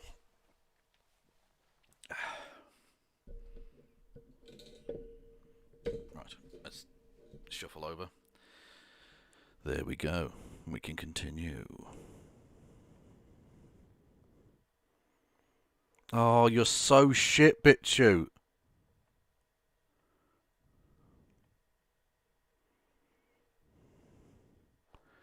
Oh, for fuck's sake. In this case. Oh, I fucking hate BitChute so much. They do. Alexandria Ocasio-Cortez and many other elected Democrats claim the mob was coming for them that day. Yet the only recorded casualties on January 6th were people who voted for Donald Trump. The first among them was the 34-year-old woman from Georgia called Roseanne Boyland. Right, but why am I supposed to care that they were Trump supporters particularly? Like, you openly celebrated the murder of 2 BLM supporters by Kyle Rittenhouse. Why should I give 2 fucks that Trump supporters engaged in violence were killed? Genuinely, why should I give a fuck, Tucker? It's not relevant. Authorities first announced that Boyland died of a, quote, medical emergency. Later video footage suggested she may have accidentally been trampled by the crowd. We're still not sure. That's the best guess. So she was killed by Trump supporters. Okay. Yeah, fair enough. The second casualty was 55-year-old Kevin Greeson. Greeson died of heart failure while talking to his wife on a cell phone outside the Capitol. That's the guy who may or may not have tasered himself in the balls. It's unclear at this point. Quote, Kevin had a history of high blood pressure, his wife later said, and in the midst of the excitement, he suffered a heart attack, end quote. The third was 50-year-old Benjamin Phillips of Ringtown, Pennsylvania. Phillips was a Trump supporter who organized a bus trip to Washington for the rally that day. He died of a stroke on the grounds of the Capitol. There is no evidence that Phillips rioted or was injured by rioters or even went inside the Capitol building. I don't know if that's true or not. It's Tucker Carlson, so I'm gonna press X to doubt, but who cares? The fourth person to die, the only person to die that day of intentional violence, was 35. Oh, it's okay if the person that was trampled to death was done so unintentionally. That's fine. Also, what about the police officer who had a fucking thing thrown at his head? That seems to me like intentional violence, motherfucker. Year-old Ashley Babbitt, a military veteran from San Diego. Babbitt was wearing a Trump cape when she was shot to death by a Capitol Hill police lieutenant. Babbitt's death was caught on video, so hers is the best documented death that took place that day. And yet it is surprising how little we know about it. Babbitt was shot as she tried to crawl through a broken window into the speaker's lobby within the Capitol. And that Whoa. But Tucker, that's illegal. Why didn't she comply with the police? And you know she wasn't an angel, right? You know she had like criminal convictions and stuff, yeah? Why the double standard? Why does this milky white person... Why does this milky white person get treated with kid gloves, whereas George Floyd, who wasn't resisting arrest, gets treated like he's an absolute piece of shit? She was in the Capitol building committing felony crimes, Tucker, threatening the lives of elected officials. Why are you treating this like she was just out for a stroll, happened to walk into a building, blah, blah, blah? It's... who knows why the police decided to shoot her? Crazy! Eat my ass. That's essentially the extent of what we know. Authorities have refused to release the name of the Alto man who shot her Nero, or divulge any details of the Twitch. investigation they say they've done. We never know exactly why this I fucking hate BitChute. unnamed Capitol Hill police officer took her life. According to that officer's attorney, quote, "There is no way to look at the evidence and think that he is anything but a hero." Of course, we can't actually look at that evidence because they're withholding it. We can't even know his identity. Killing an unarmed woman may be justified under certain specific circumstances. But since when is it, quote, heroic? Well, when you're defending the American Republic from destruction at the hands of fascist mobs. Look, don't get me wrong. I'm not going to stand the police. And actually one of the shittier elements of all of this prosecutorial material that the House Democrats have put forward, the House impeachment leaders have put forward, has been like the kind of dick sucking of the police. Like, you're a police officer, you know what you sign up for there. I don't know that this necessarily, like, Sicknick got laid in state at the fucking Capitol building. Like, that's a bit much.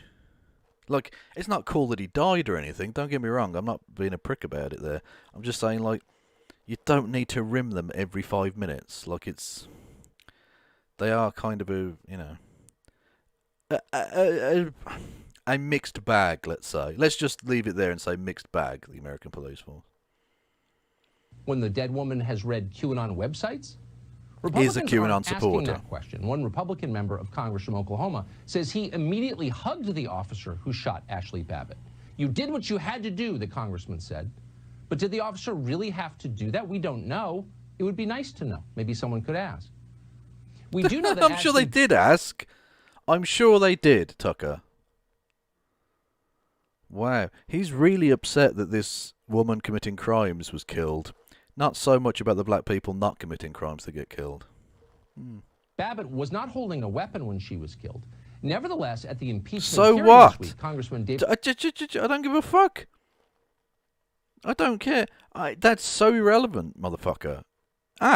There's literally no way the police could have known she wasn't armed.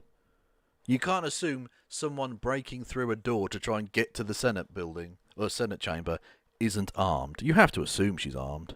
Of course you do. And there's no way they could have known that she wasn't. Secondly, just because you aren't doesn't mean that the fact that you're committing crimes and obviously posing a threat to all of the people there, it doesn't matter that you're not armed. Like, you can still, like, punch people or kick people or, I don't know, gain a weapon from somewhere else. Like, many of them were stealing police officers' batons and riot shields and stuff, helmets. Like, there are things you can do beyond not having, like, a gun on you. They had zip ties to arrest people and stuff as well, kidnap them. Like, you don't have to have a weapon on you to be a threat. David Cicilline of Rhode Island described what happened at the Capitol as, quote, an armed insurrection. Watch. Whoa! Time out, Home Slice. That's a leap, isn't it? To say this woman wasn't armed is not the same as saying none of them were armed, is it? He's saying some of them were armed because... Tucker, come here. Some of them were fucking armed, you cunt. He incited an armed, angry mob to riot. On inciting an armed insurrection against the United States government, an armed, angry, and dangerous crowd, armed violence against the government of the United States of America. David Cicilline is a former mafia... Yeah, did you notice the slight, let's say, sleight of hand from Mr. Carlson there? He says, this one woman wasn't armed, but yet they said it was an armed insurrection. Was she the only person there, Tucker? Was she the only person there? Lawyer from Providence, so presumably he knows what it is to commit a felony with a firearm. Thank you to Mix Gothy Queer for following me on the Capitol building the Twitches, discharging weapons or threatening anyone with a gun. So what exactly is David Cicilline talking about? Well, apparently he's referring to the death of Officer Brian Sicknick. In the hours after the riot, the New York Times reported that Trump supporters had brutally beaten Officer Sicknick to death with a fire extinguisher. The fire extinguisher apparently is the deadly weapon. The armed in the armed insurrection. Now the No, lying bastard. Lying bastard. Right. They used an example, right, of them throwing the fire extinguisher. We have video of it, by the way. They throw it at him and it hits him in the head. He then later dies of his injuries. He doesn't die instantly, okay? But that's not the only weapon, Tucker. There were pipe bombs that were planted outside both the RNC and DNC offices in Washington, D.C. Some of the people there did have guns on them. Many of them had sticks and clubs. Many of them stole a piece of police equipment which could be used as weapons. The QAnon shaman had on his American flag, he had that was attached to a spear, literally with a big fucking pointy spear, sharp fucking thing that you could use to, you know, stab people to death. They also had zip ties, which can be used as like makeshift handcuffs for detaining people. They were trying to kidnap folk. So yes, it was an armed insurrection, Tucker. No one, not a single cunt in the entire world, has claimed that the only weapon present was a fire extinguisher. No one.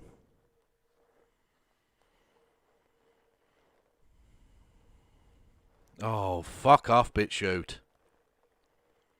God, BitChute's rubbish. It's so shit. God damn it. The news of Sicknick's death. Alright, fuck this. I'm downloading the bastard.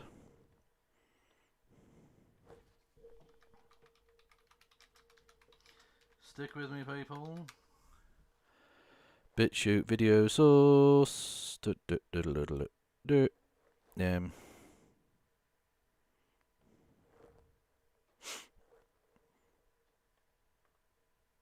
Stay with me, people. One thing I have found actually is that Clapper, you know, the fascist TikTok that I've taken you through a little bit, bits and pieces of, that's so new that most of these downloading sites don't have the capability to download from Clapper just yet, which is annoying because I found several videos that I'd have liked to have downloaded and I can't do it. Also, what kind of reaction YouTuber is not versed in the ways of YouTube download? Whatevs. You know I'm not like a professional at this. Yeah, and this particular video, the reason I'm looking at it on BitChute is because it's not on YouTube. So, you know. Anyway. It's nearly downloaded, people. We'll get to it. What's going on here? That is why the House moved quickly here. And President Trump, who created that emergency, cannot be heard to complain that the House impeached him too quickly for the emergency he caused. Another point on the due process question. Earlier in this trial, President Trump's attorneys suggested that the House somehow deliberately delayed the transmission of this article of impeachment. That is simply not accurate. When the House adopted this article of impeachment on a bipartisan vote, we were ready to begin trial. But the Senate was not in session at the time. Cool, good point, Ted. Thank you for filling for me.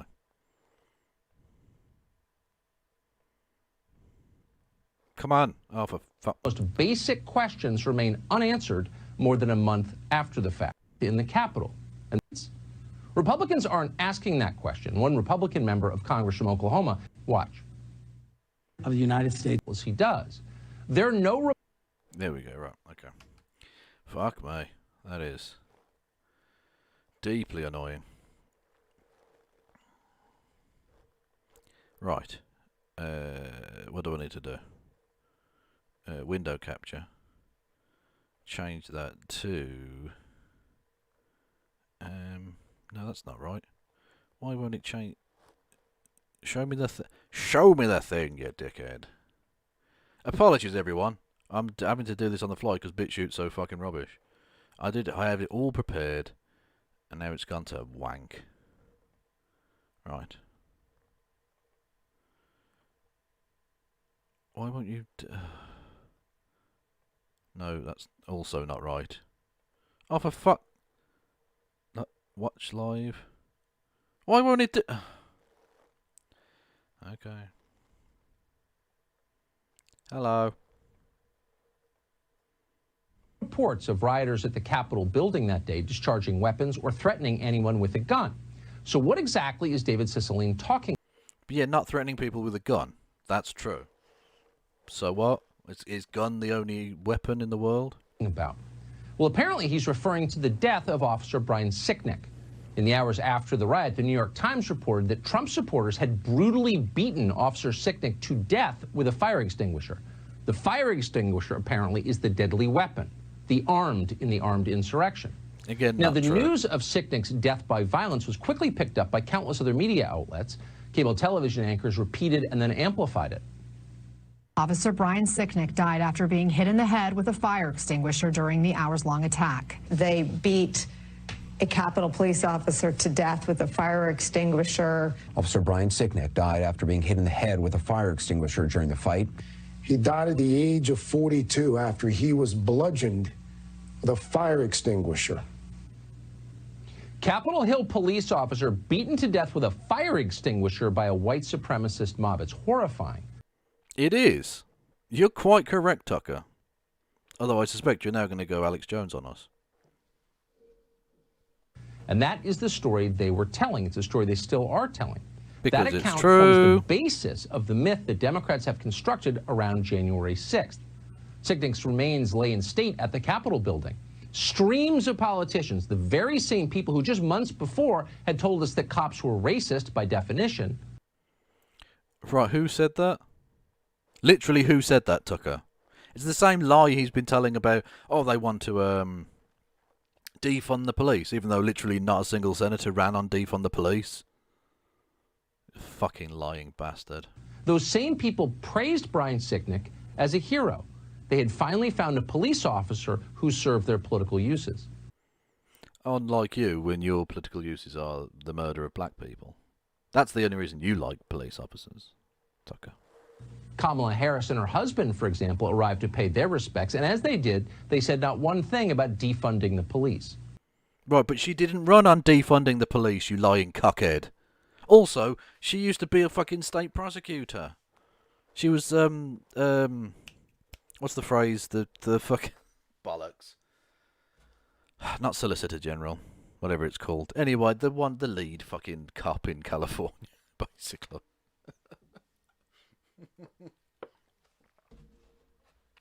That'll get the K-Hive up in arms. Anyway, she's been involved in law enforcement for her entire career, so yeah, shut up.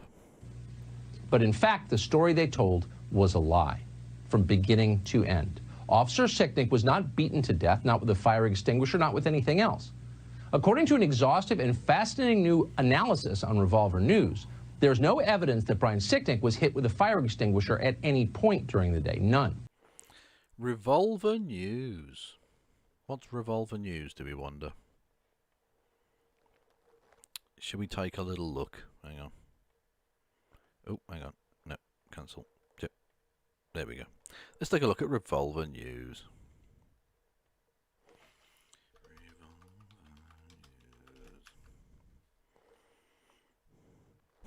Okay. Revolver News is a homepage of the American people. We welcome all conservatives, populists, moderates, and patriotic liberals. But note they said conservatives there. MAGA blood libel. What are they hiding? The medical reports.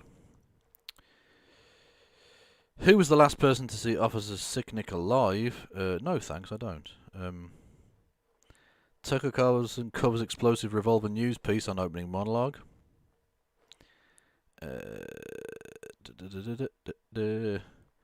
Travellers arriving in UK from COVID red list countries required to purchase quarantine package and stay in government hotel or face 10 years prison. Joe Biden weighs travels restrictions within the USA. Florida is a beacon of liberty in a nation hijacked by COVID tyranny. Bank of America doxing its customers isn't just a scandal, it could be a crime. The cancelling of the New York Times reporter Donald McNeil proves white liberals are the most useful idiots of woke culture. So I think you get the impression here that this might not be an entirely unbiased source. This might be a far-right talking shop publishing lies so that Dr. Carlson can report on them. I don't care what Revolver says. We've all seen the video of Officer Sicknick getting fucking hit in the head by the fire extinguisher. Okay? You're a liar, Carlson. Fuck you.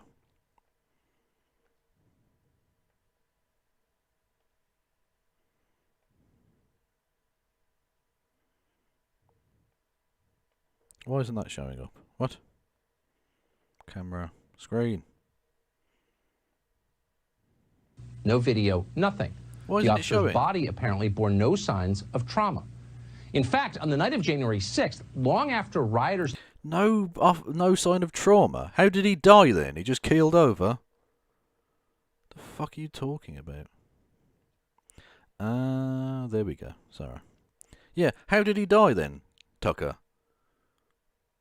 Seriously, I'd like to know that if his body had no sign of trauma. Also, this is Revolver News. I don't care. Give me an actual credible fucking source. The Capitol had been arrested or dispersed, Brian Sicknick texted his brother from his office. According to his brother, Sicknick said he'd been, quote, pepper sprayed twice and he was in good shape. 24 hours later, Officer Brian Sicknick was dead. How did Officer Sicknick die?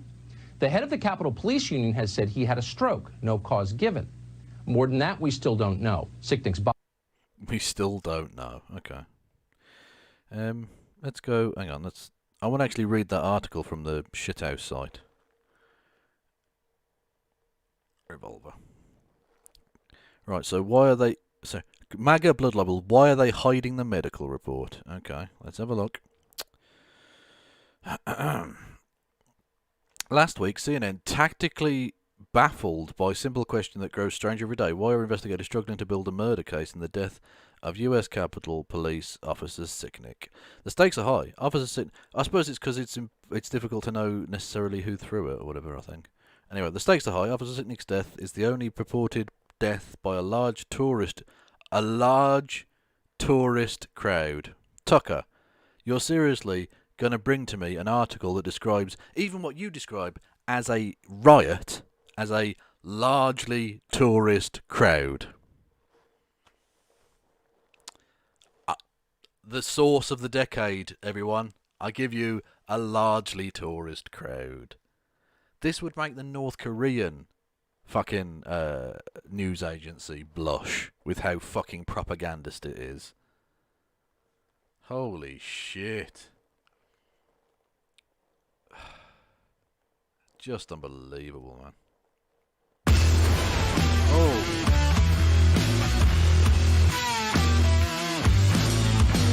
Fucking pop-up adverts, man. Nearly scared the shit out of me. Anyway. Yes, so the largely tourist crowd that was let into the building by police, stayed inside the velvet ropes, not actually entirely true, although irrelevant, seemed at least partly there out of confusion for social media clout or just for the memes, and that even the New York Times conceded caused little property damage. This is your source, Tucker. You're a fucking clown, mate. You're a fucking clown. Oh my god, I might have to do a proper deep dive into that article. Jesus. That's embarrassing, man. That's his fucking news source. Unbelievable. What a clown. Body was cremated immediately. Authorities have refused to release his autopsy. No one... Again, this is so fucking Alex Jones, 2005. They burnt his body immediately. Yeah, he was buried. That's... Or not buried, cremated, whatever. Yeah. You're allowed to have a funeral for a dead person, Tucker. And you're not, like, necessarily entitled to see the autopsy either. Fucking hell. What a lunatic. Has been charged in his death. No charges are pending. Whatever happened to Brian Sicknick was... Well, yeah, but hang on. Just because no charges are pending, don't you think these people are, like, largely tourists? Why should they be charged? You're full of shit, man. It's tragic, obviously. But it was also... Obviously. I'm just going to traduce him and his family by sort of insinuating they're part of a conspiracy. Very different from what they have told us. They have lied about how he died.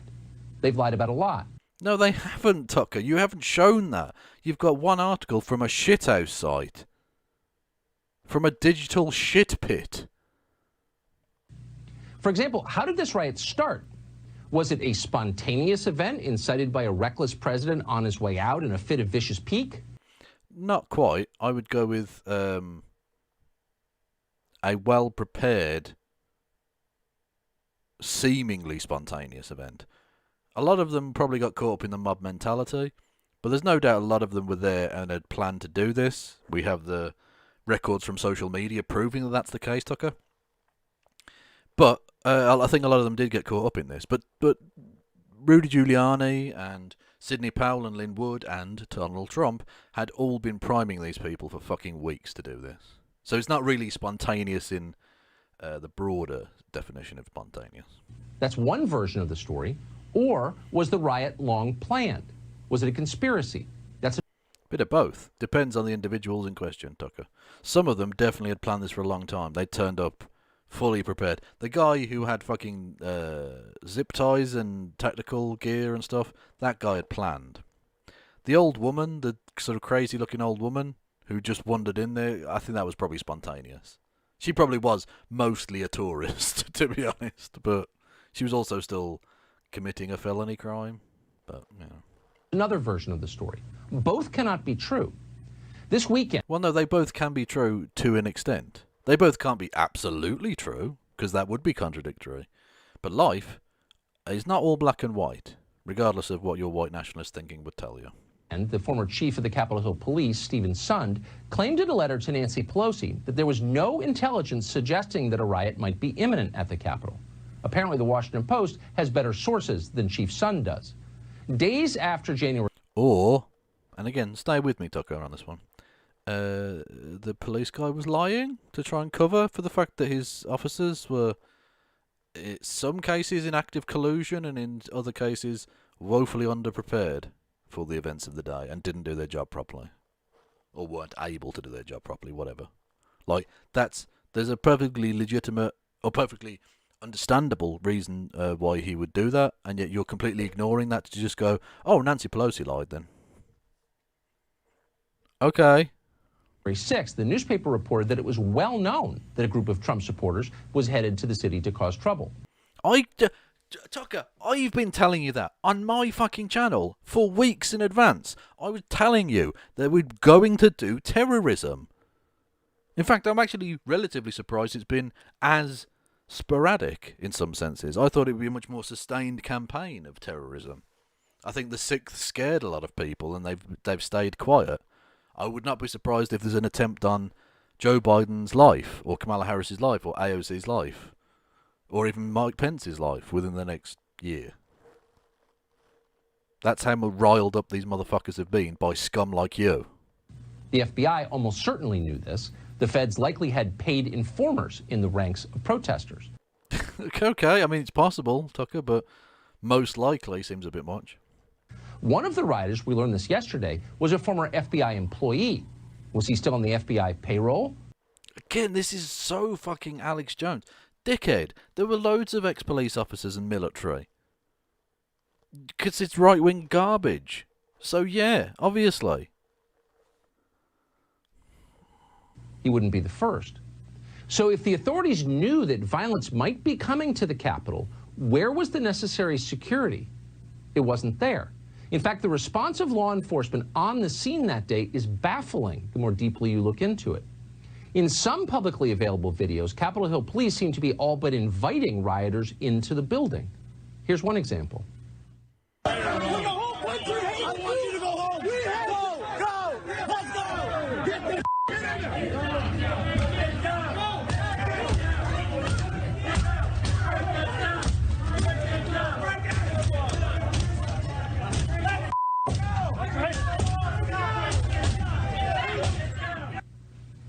So what? That's a really weird clip to play because there are actually clips of them like waving people in, whereas that one was just a guy stood still. What could he do? There's 20 people and one of him. Like on that occasion, the police officer really couldn't have done anything, could he? Very odd. What does all of this mean exactly? We're not sure what it means, and we're not going to speculate. We're not going to speculate, honest, except we've done nothing but speculate so far, but other than that. We do know for certain that the known facts of what happened on January 6th deviate in very important ways from the story they are now telling us, including the story they told us today in the impeachment hearings. And in many places, the known facts bear no resemblance to the story they're telling. They're just... Wake up, sheeple. They're lying to you. Like this is Alex Jones delusion ranting. If he says Officer Sicknick was turning the frogs gay, I swear to God I'm going to scream. Just flat out lying. There's no question about that. The question is, why would they lie about this? Well, because of George Soros. And the Moon Jews, obviously. What other reason could there be, Tucker? Fucking hell. For an answer, think back to last spring. Beginning on Memorial Day, BLM and their sponsors in corporate America I love that line. Corporate sponsors in corporate America. Motherfucker, you are heir to the Swanson food family. Okay, fortune. You are a corporate shill. You have actively said that you are Rupert Murdoch's bitch. That is your description of yourself, okay? You work for Fox News, the largest corporation in cable news network. Network in cable news, I should say. You have corporate sponsors, literally, on your channel and on your show, although many fewer on your show now because no one wants to touch you with a shitty stick. But even so, you literally have corporate sponsors. BLM don't. They have, like, partners, companies that want good PR, but they're not actually literally, like, taking money directly from them in the way that you are. Well, actually, BLM, the organisation, might be taking money, but the BLM protesters aren't. The BLM protesters aren't getting shit. Oh, hang on. completely changed this country. They changed this country more in 5 months than it had changed in the previous 50 years. What the fuck are you talking about? You'd gone from having, like, segregated schools and stuff. How have they changed in the last 6 months more than the last 50 years? You're talking shit. What has fundamentally changed? The conversation has changed. Hopefully some laws will begin to change. But realistically, it hasn't changed the country that much in terms of actual concrete change yet. It might do, and I certainly hope it is. That ball has started rolling. But you're just making shit up to scare angry white nationalists, which is your entire business model, I understand, but it's no less disgusting than it ever was. How'd they do that? They used the sad death of a man called George Floyd to upend our society. The sad death. The sad death. Note that. He calls it a sad death. Later we learned that the story they told us about George Floyd's death was an utter lie. There was no physical evidence that George Floyd was murdered by a cop. The autopsy showed that George Floyd almost certainly died of a drug overdose. This is a fascist lie. Tucker Carlson is literally repeating a fascist lie here. Only far-right people have ever made this claim. He did have a small amount of what's called fentanyl, which is a drug in his system. He may well have been a drug addict. I don't know. I don't really care. It was shown pretty conclusively that the pressure put on his neck by the police officer, Chauvin, was the thing that ultimately killed him. The fentanyl probably didn't help. Drugs often don't. Not really the point, though, is it, Tucker? You have to lie in order to traduce a man who was murdered by a police officer, even though apparently earlier the woman who was definitely committing a crime was shot dead by the police. That's a tragedy. George Floyd, on the other hand, fuck him. He had drugs in his system, so he deserved to die. Fuck him. Is that what the literal takeaway you want from this? I wonder why people think Tucker Carlson might be racist. Fentanyl. He's but by that fascist point, scum. Tucker Carlson is fascist scum. Facts didn't matter. It was too late. Cities had been destroyed, along with the fabric of this country itself. It's amazing. Cities have been destroyed. Which cities? Please, conservatives, tell me. Which cities have been destroyed? Which ones? I haven't seen a fucking single one. There's been a couple of buildings burnt down, a few windows smashed. No cities destroyed. You're lying. The fabric of America has not been destroyed. Again, you're lying to scare easily scared white people. You're fucking garbage. Scores of people had been killed. Democratic partisans used a carefully concocted myth, a lie, to bum rush America into It's not a lie. Not remotely a lie. To overturning the old order and handing them much more power. It worked flawlessly. So why wouldn't they do it again? Yeah, cry hardy, you little bitch. Anyway, yeah, you can tell they're the old order. He means white nationalists and white nationalism. That is literally the order he fights for. That's the only political principle he has. A score is 20. It's an old way of saying 20. Like, for instance, in the Gettysburg Address, 7 years ago, when he could have just said 87. But no, Abraham Lincoln went all fucking poetic about it. 'Cause he's a fucking dead man. He wasn't dead at the time. Anyway, the Rory Cats, I'm going to go pick him up and then let him out, if that makes sense. Come here, Rory Cats. Come here, you dickhead. You know I'm going to pick you up. Shut up. If you bite me, I'm going to knock you out, alright?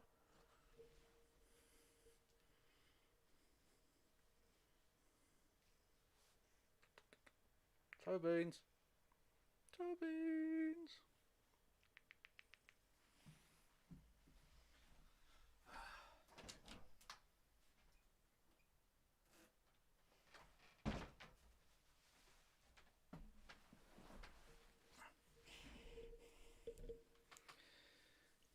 Toe beans.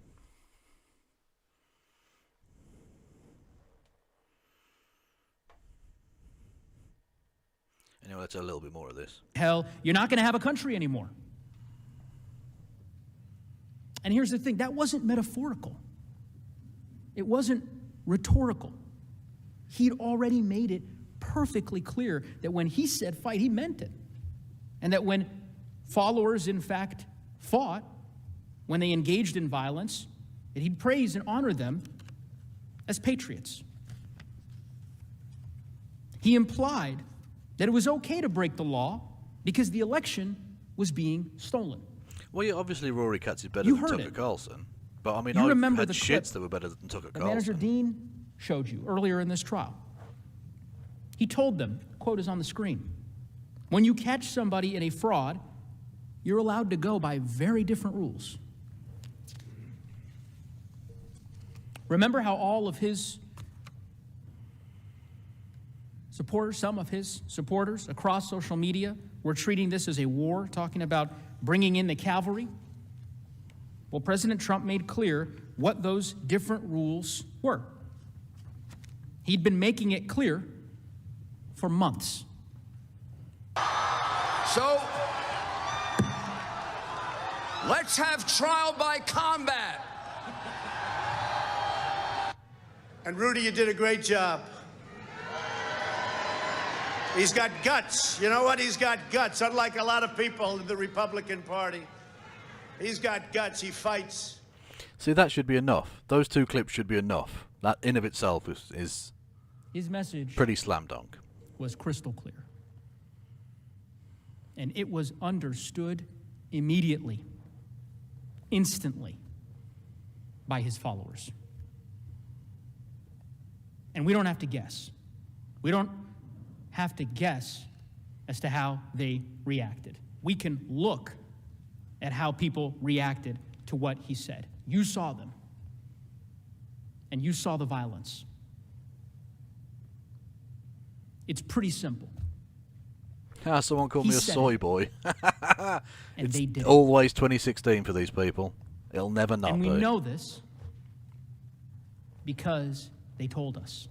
Yeah, I inject soy right into my dick. They told us in real time and then during I use it to the fuck attack. your mom. You saw the affidavits, the interviews on social media, on live TV. They were doing this for him because he asked them to. And it wasn't just insurrectionists who confirmed this. Many, many people, including current and former officials, immediately recognized that the president had incited the crowd. Yeah, can I get some S's in chat for soy, please? Of stopping the violence. That's what I'm after. He did this, and he had to call it off because he was the only one who could.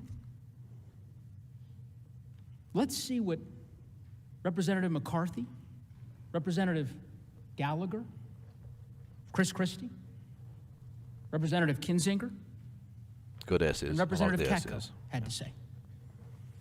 I could not be sadder or more disappointed with the way our country looks at this very moment. People are getting hurt. Anyone involved in this, if you're hearing me, hear me very loud and clear. This is not the American way. Mr. President, you have got to stop this. You are the only person who can call this off. Call it off. Pretty simple. The president caused this protest to occur. He's the only one who can make it stop. what the president said is not good enough. The president has to come out and tell his supporters to leave the Capitol grounds and to allow the Congress to do their business peacefully. And anything short of that is an abrogation of his responsibility. You know, a guy that knows how to tweet very aggressively on Twitter, you know, puts out one of... They're literally, by the way, just an update on the Tucker Carlson bullshit. They're literally still investigating the Sicknick murders, or the Sicknick incident as potentially as murder. Thank you to Pandamus Rex in the chat for the link.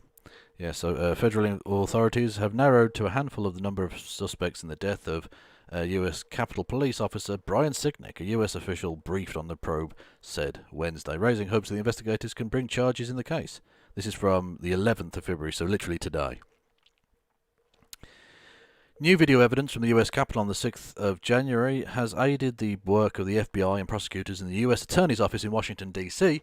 in what the officials say investigators continue to view as a complicated and difficult case. One leading theory that investigators are considering is that the suspect sprayed an irritant, perhaps bear spray, that caused Sicknick to suffer a fatal reaction, the official said, and CNN has previously reported. That could be Baked Alaska then, because he's known for the bear spray.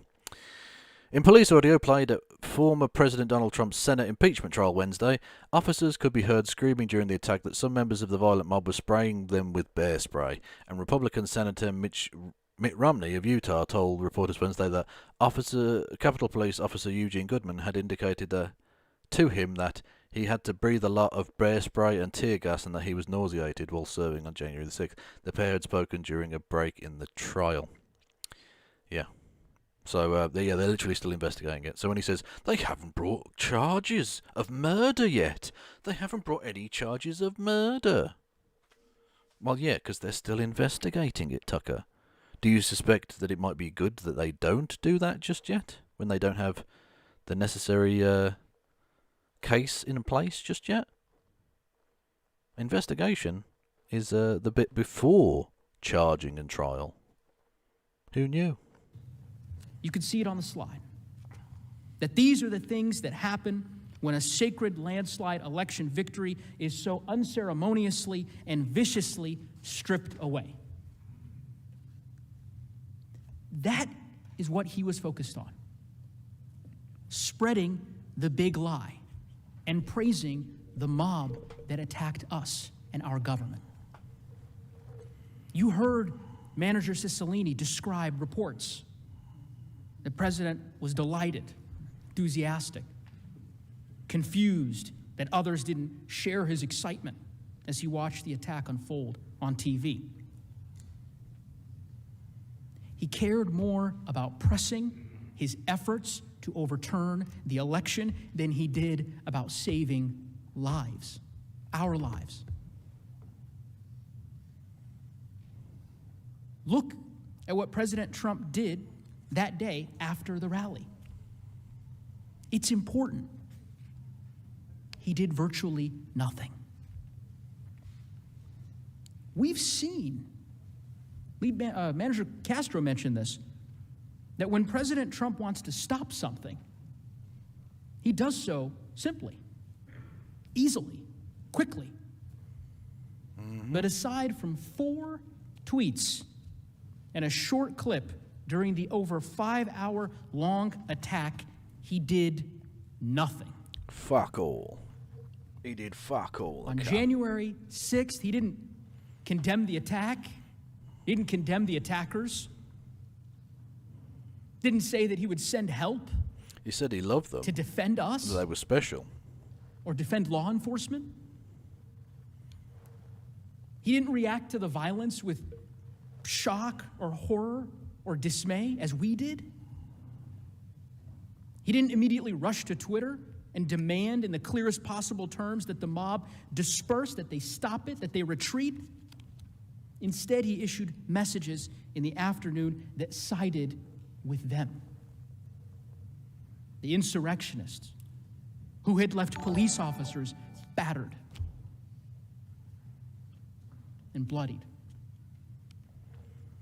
Thank you to He Dell059, reacted exactly the way resubscribed with Prime. someone would react. Enjoy your if they Bezos were billions. delighted. Thank you. And exactly You can also give me Bezos' money on twitch.tv/KFLogan1875. If you've got Amazon Prime, you can subscribe for fuck all. Every month they give you one free subscription, and you can use that on my channel, if you wish. If that's a thing that tickles your ballsack, /vag, whatever you've got going on, you know. Anyhow, look, we'll maybe check back in with that later. So, on to the thing that's very, very annoying and is pointless. Now, I want to preface this segment by saying I have not watched a single second of The Mandalorian, the television show. Literally the only thing I know from it is the Baby Yoda meme. That's it. And it's cute, but that's literally it. I don't know fucking anything about it. I have no interest in it. I will probably never watch it. I just don't care. Up until yesterday, I had never heard of Gina Carano. I still don't know anything about her, apart from this. I don't care about this. I do not honestly give two fucks about this story. Because, and again, stay with me here, I think I may have mentioned this. The culture war and the story surrounding it and the themes that run through it are a waste of our time. They are a distraction from actual issues. They are fundamentally a tool of people in the ruling class to distract people who they are ruling over. It's disgusting. In saying that, I'm going to play into their game by talking about this rather than literally anything else. So, where to begin? Right, The Mandalorian is a television show based on the Star Wars universe, whatever, I don't care. So, Gina Carano will not be returning to the Disney Plus television series The Mandalorian, after Lucasfilm announced that there were, quote, no plans for the actor to come back after her, quote, abhorrent and unacceptable posts on social media. Now, we'll get to those posts in just a second. But you can tell how absolutely fucking meaningless this entire shtick is when, where are we? When, having never ever mentioned this person before in his entire fucking life, Tim Paul tweets out, Gina Carano is awesome. So you know it's wank. You know it's absolute wank, pointless, drivel, absolute shit. Yes. Where are we? Sorry, hang on. And you can also tell it's absolute nonsense. Oh, hang on, not now, not now. When the quartering, the person for whom who's never said anything of any value or worth his entire fucking life, puts out a video complaining about this, which we will be taking a look at shortly. This, you can tell how absolutely worthless, how absolutely fucking pointless a thing is when these dickheads are ranting on about it. You can tell how fucking dumb it is, you know? Anyway. Where are we? So, yes. The former mixed martial art fighter and star of the films Deadpool and Haywire appeared to compare the treatment of Republicans in America to that of Jewish people in Nazi Germany. She did. We'll get to it in a second. But that's a very, very typical talking point from far-right dickheads. It's literally a thing we've heard from like Fox News presenters and stuff. It's not remotely surprising because that's what she does. That's what Republicans do. It's the victim-playing narrative, their constant victim-playing narrative. And this is from the same people who call other people snowflakes, and you act in the most snowflakey way possible. This is from the same people who go on about it's the private industry and private property rights and all the rest of it, but you then get mad when a private company does what's best for its bottom line. And be under no illusion here, they're not doing this out of any ethical reason. They're doing this because it would potentially hurt their bottom line. They're only interested in making money. That's it. There's no ethical concern here. Pardon me. Now, And from the very same people who say that they're against cancel culture, they started the hashtag cancel Disney Plus. The fucking nonsense, it's not even irony, it's the stupidity of these people. They literally started a hashtag cancel Disney Plus to try and stop cancel culture. Interesting. Okay, so this is the actual Facebook message that she sent out. Is that actually on the screen properly? I think so. Hang on. 1 second. God damn it. I hate the world. Settings for window capture. Oh no, that's not right. Oh, fuck it. I don't know. Anyway, it's this bit there. Right, hang on. Fuck, stop. I think I might do the most scuffed stream imaginable. I think that's true. Right, so she put this out on Facebook, right? Jews were with this image as well, which is fucking mad. Anyway, Jews were beaten in the streets, not by Nazi soldiers, but by their neighbours, even by children. Actually, they were built by Nazis as well. They were definitely beat by Nazis. A lot. They were murdered by Nazis too. And then there's this quote, I don't know who it's from, doesn't really matter. Because history is edited, most people today don't realise that to get to the point where Nazi soldiers could easily round up thousands of Jews, the government first made their own neighbours hate them simply for being Jews. How is that any different from hating someone for their political views? Which, you know, is interesting as a concept. But completely divorced from reality, for two main reasons.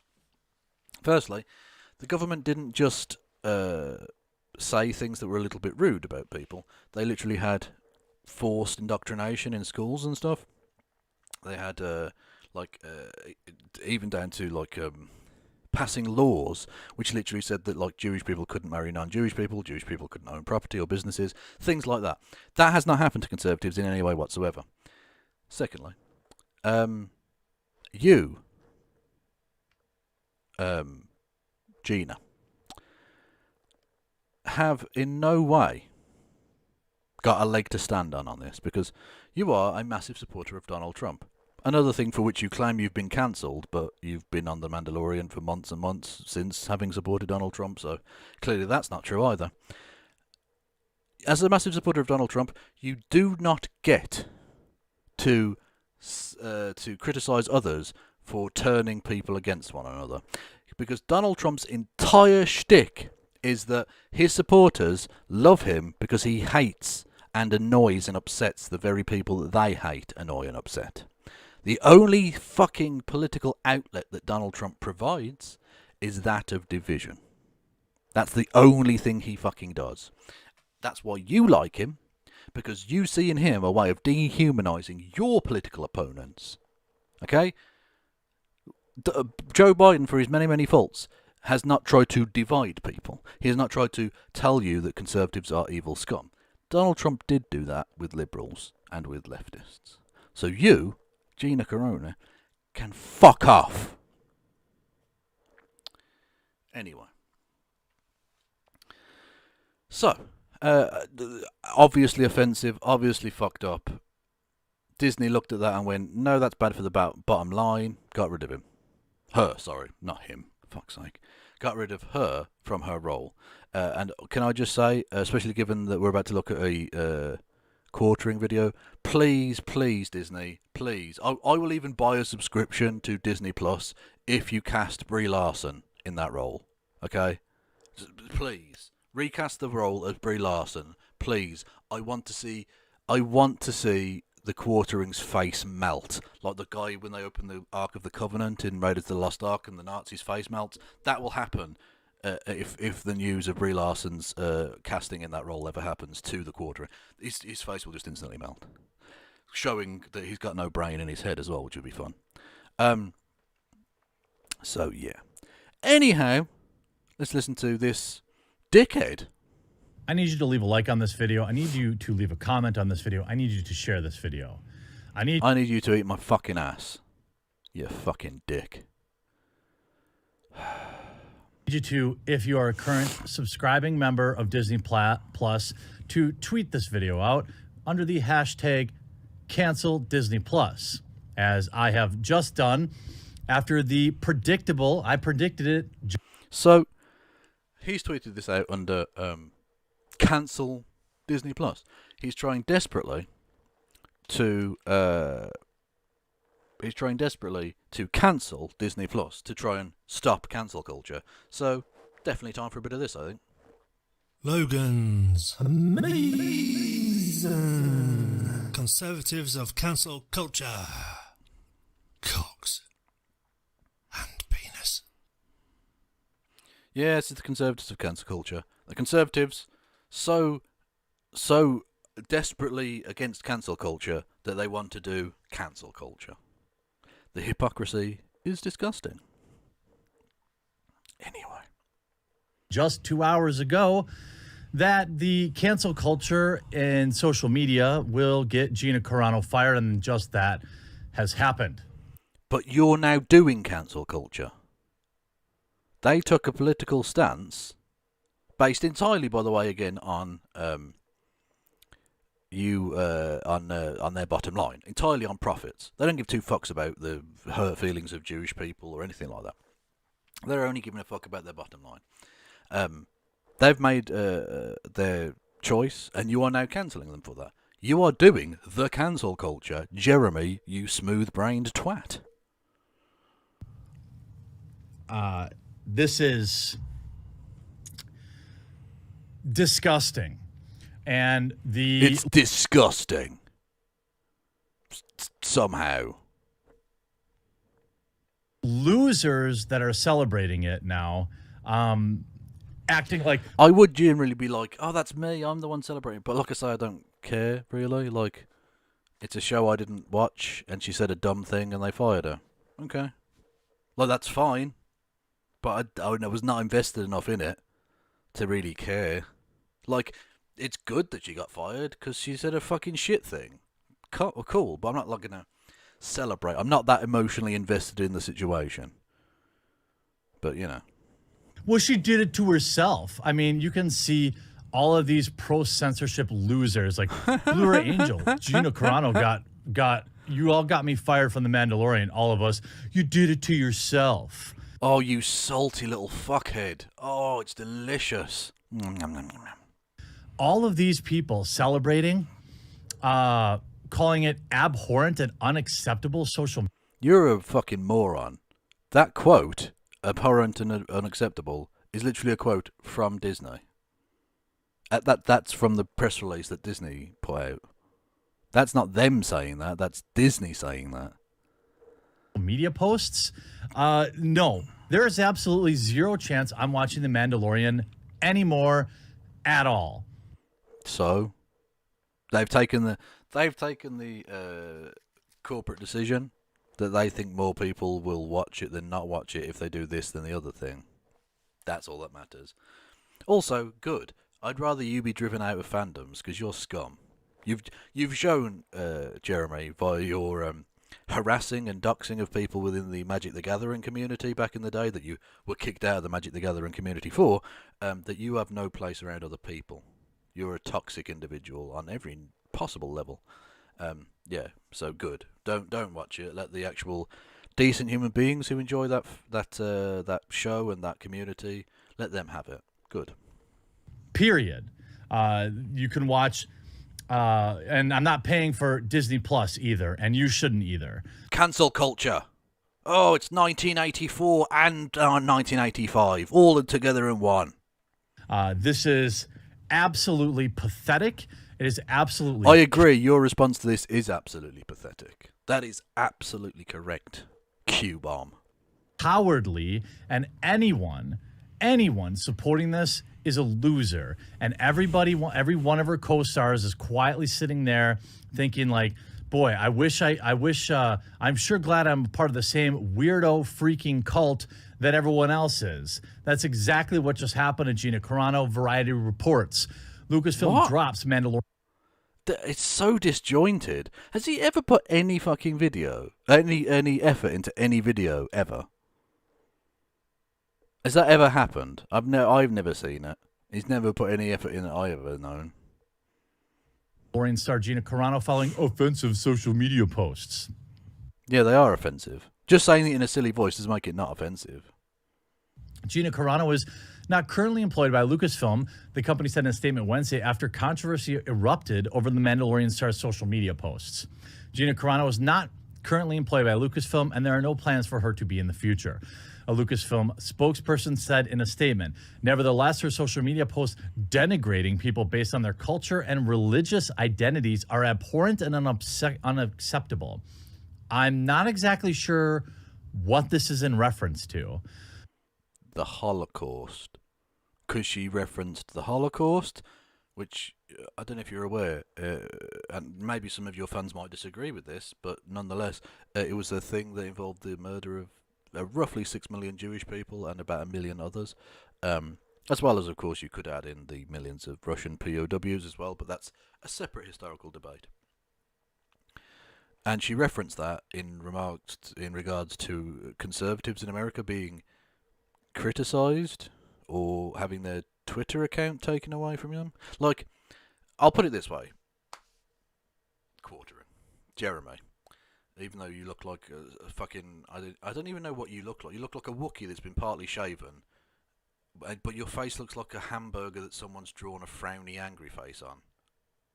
That's what you look like. Anyway. Jeremy. If Hitler's worst crime had been taking away the Twitter accounts of 6 million Jewish people, I think history would remember him slightly differently.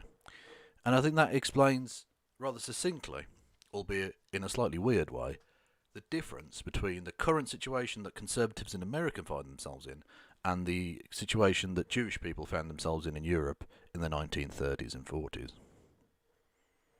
Just saying. Carano shared several offensive Instagram posts on her stories Tuesday, including one that likened contemporary political differences to the treatment of othering in WW2. Okay, you kind of look the same. There's no need. Oh. Can I get some F's in chat, people? I've been murdered. I've been actually murdered tonight. That's happened to me. This is 1984. This is 1984, 1985, now 1986, and the year of my birth, 1987, all at once. I've been absolutely executed. This is outrageous behaviour. I mean, also, yes, but there's no need. There's no need. But I am an ugly, hairy fuck too. That is definitely correct. That is true. Although, but the one thing I've definitely got over Jeremy...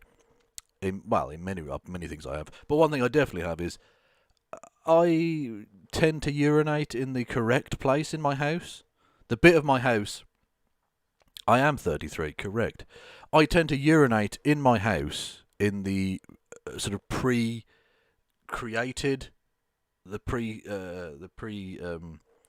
pre-created, fuck it, place where urination is supposed to take place.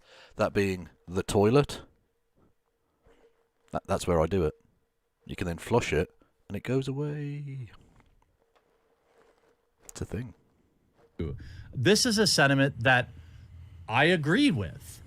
This is just how it happens. They other you so that you're not... Also, it doesn't say treatment of others in World War II. It says treatment of Jews, specifically. Othering is a thing that right-wingers have been doing in America for a very long time. Treatment of people as not human is what they've been doing to immigrants forever. So again, you've got no leg to stand on.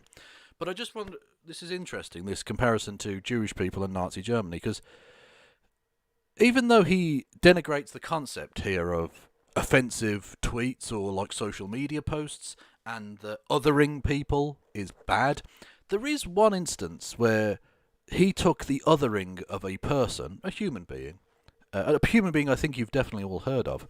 He took it very personally indeed. He was not happy that someone on social media had othered somebody. Specifically, hang on. Specifically, that being Adolf Hitler. When Michael Giacchino said, "Fuck Hitler," the Quartering said, And there we have it. Yikes. So there are definitely situations where the quartering is not happy with people othering individuals. So, you know, definitely when it comes to understanding the pain that can be caused to Jewish people and comparisons to the Holocaust and whether that's appropriate in modern political contexts, I think the quartering can still go eat a bag of dicks. Yeah.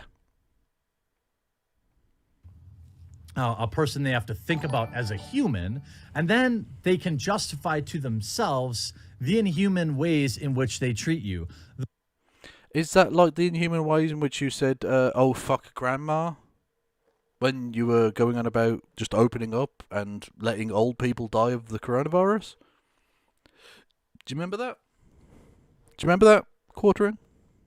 And you then wanted sympathy when you claimed your grandparent had died because of COVID? I'm not sure that actually happened, but if it did, just throw your own words back at you, I suppose. The lies that they are willing to make up for you or against you to accomplish their end goals. Thank you to Scott1964 for following me on Twitch. Then it's just a matter of what's the right tactics, because there are no wrong tactics when you classify everyone as an evil bad guy from WW2. This is absolutely disgusting. It is disgusting. I quite agree. All she wanted to do was some racism. And she got fired by a private entity. But he's a capitalist, apparently, who supports private property rights of companies like Disney. Interesting. I suppose it's only a problem when they're fucking over brown people or poor people. If it's like a rich white woman, that's bad. And look at all these losers. By the way, Nubbed, you need to come up with more insults than just the word loser. Because so far I think you've used it 5 times. It's boring. Celebrating this. Tim Young saying Disney will get rid of Bill Burr next because his stand-up isn't woke enough. They can't... No, because Bill Burr isn't funny.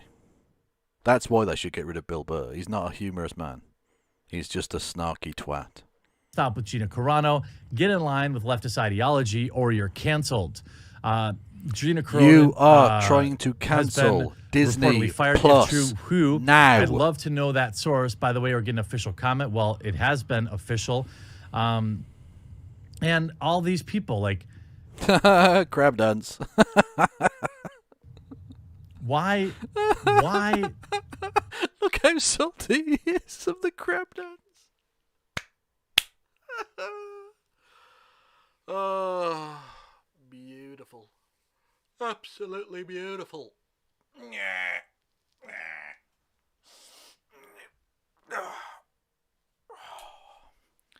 Big stretch from the Kev. Why celebrate this?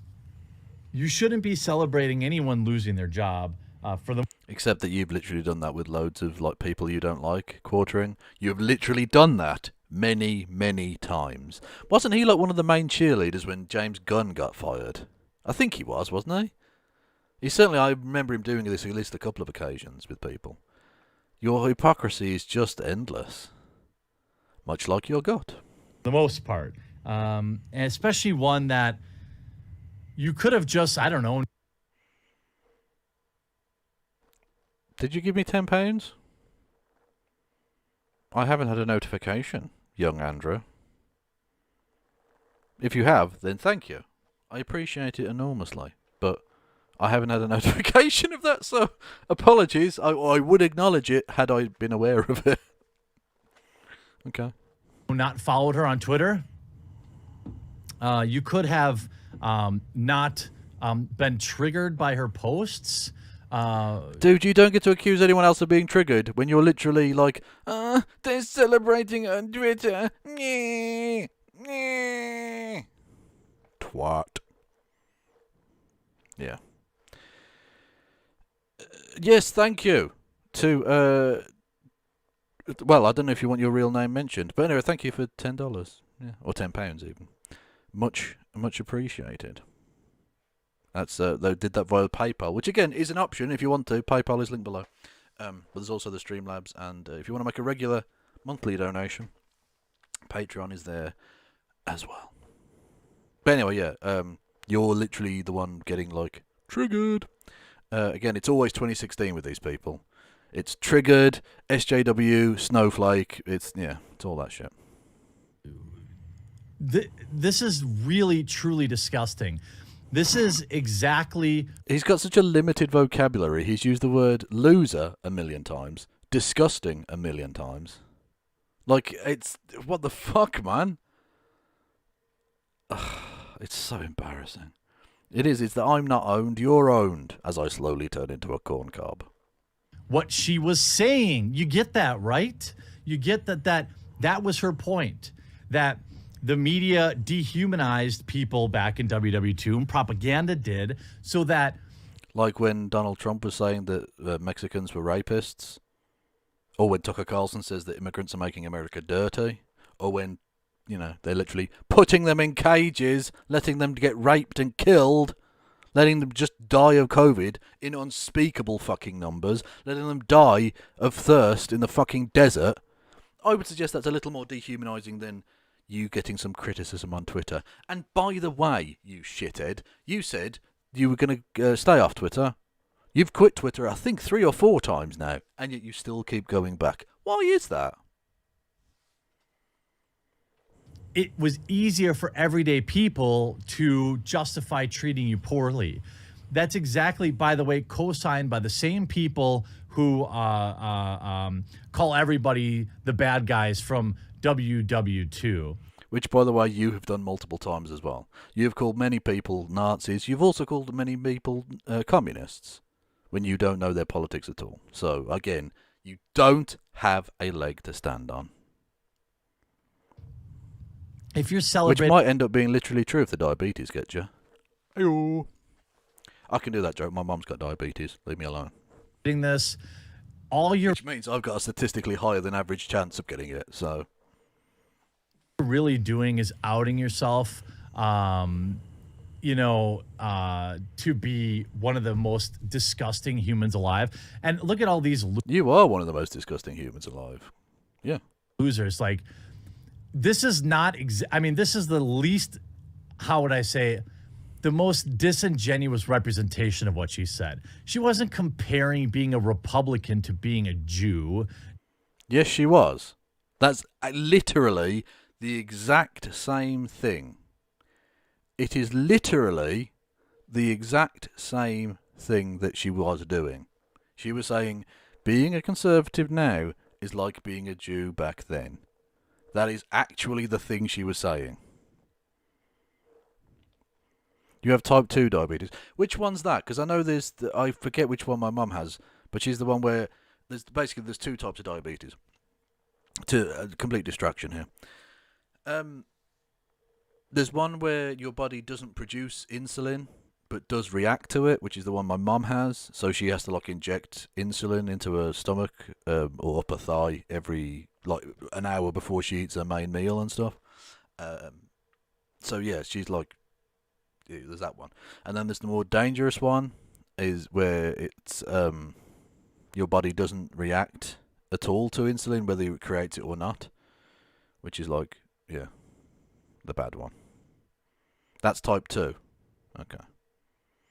Yeah. Oh yeah, but it has to be diet controlled either way, really. If she has a little bit of too much sugar or something, she gets very ill, throwing up ill. Bad stuff. Anyway, so yeah. So I can do diabetes jokes. That's our joke. We can say it, you can't. I don't know how that works. Anyway. During WW2. Does this count as my heated game of talking moment? About how they othered you. But, they're fine. Twitter's fine standing on 6 million graves to get somebody canceled, though, right? What? What are you talking about? The fuck are you on about? You're the one that was like, fuck Hitler, yikes. You're not even standing on 6 million corpses. You're pissing on them. You fucking Nazi scumbag. And yes, it is pronounced diabetes. Correct. If I go like that, it looks like I've just got a moustache. Diabetes.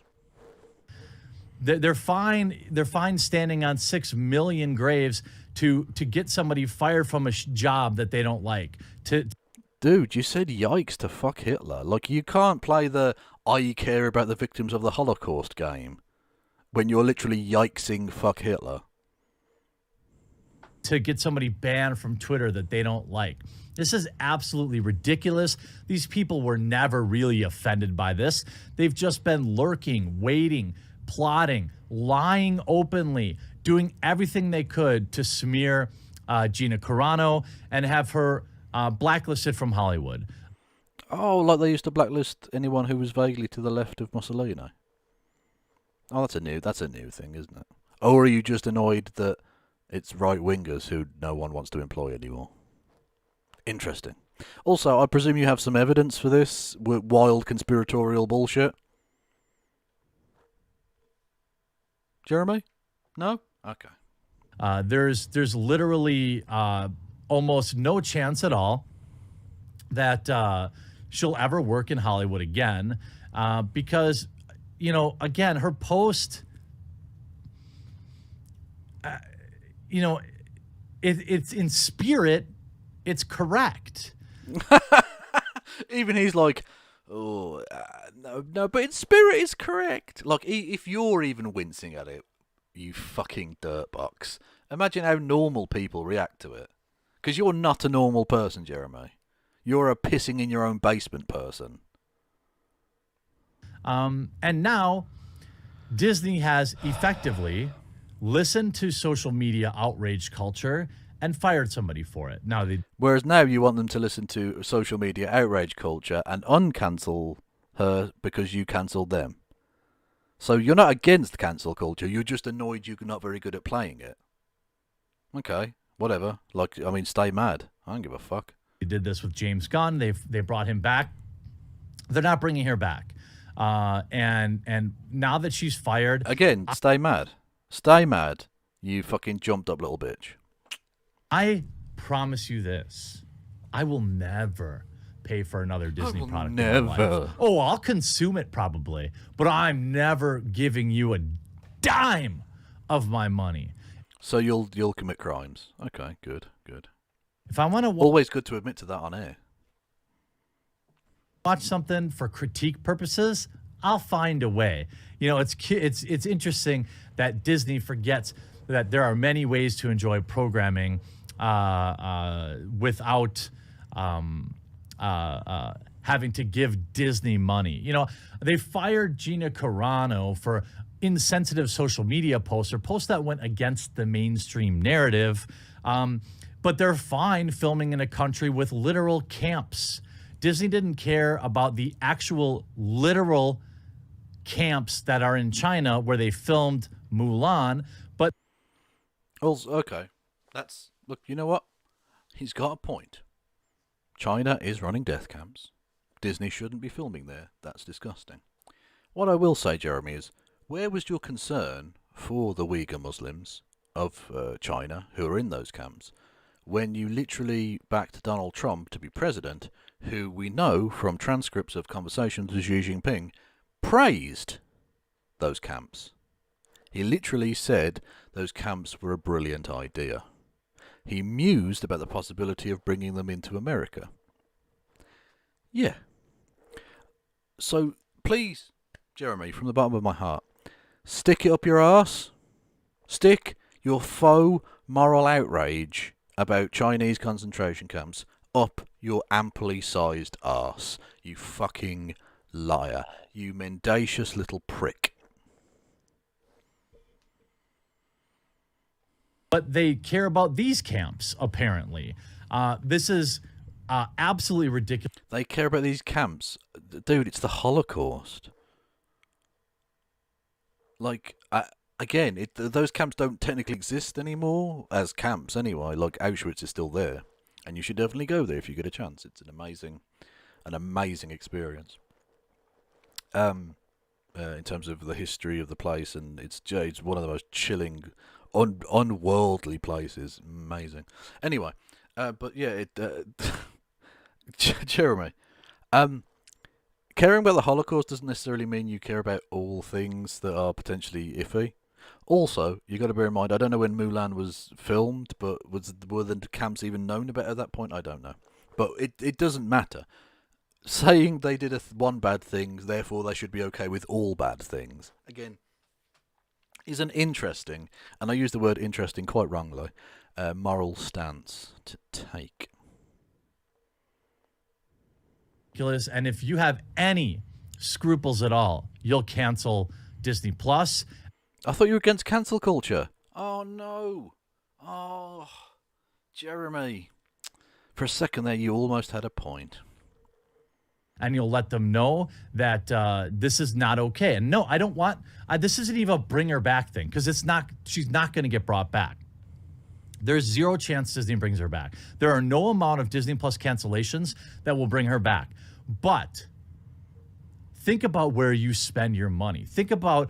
Oh, they shot the thing just over the hill from a camp. Oh, well, that's fucked up. Yeah, okay. That's fair enough. Yeah, that's disgusting, yeah. Who you're giving your money to in times when things are tough. Do you want to give it to somebody as hypocritical and greedy and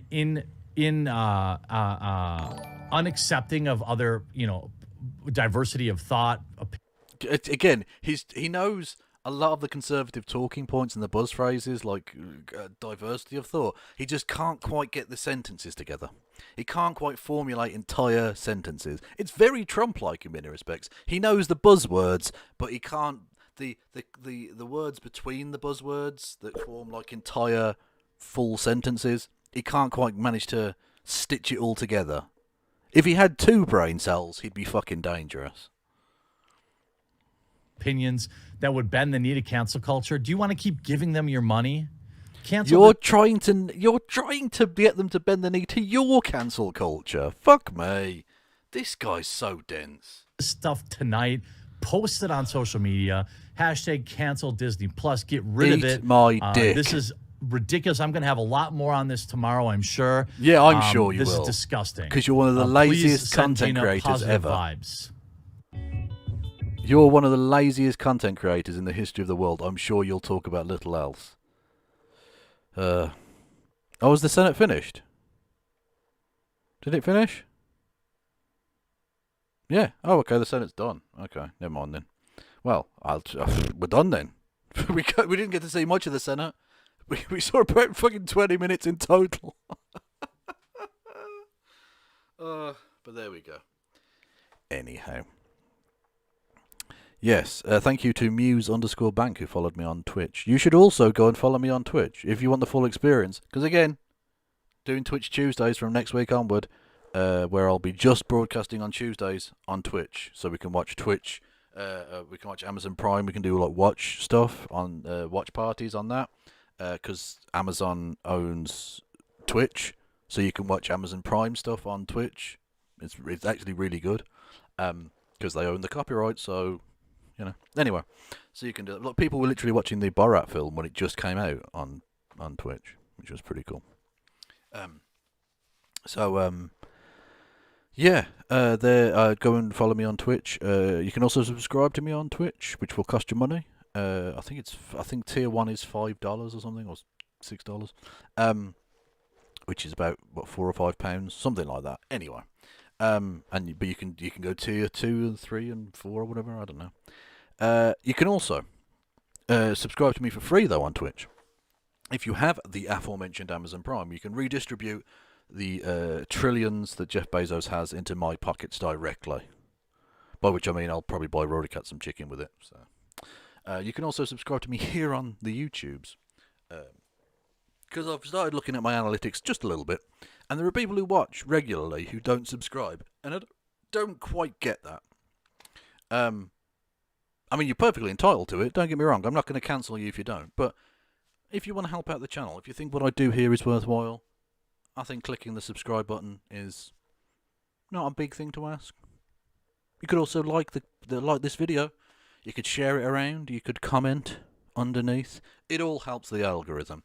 And the algorithm has been fucking me over the last few days. It's been an interesting experience. I was getting consistently good growth and it just stopped for 2 days. It didn't move for 2 days. I was like, okay, that's fine. I mean, look, it's not the end of the world. I'm not that bothered, but it's just peculiar how, you know, blood for the blood gods, algorithm for the algorithm gods.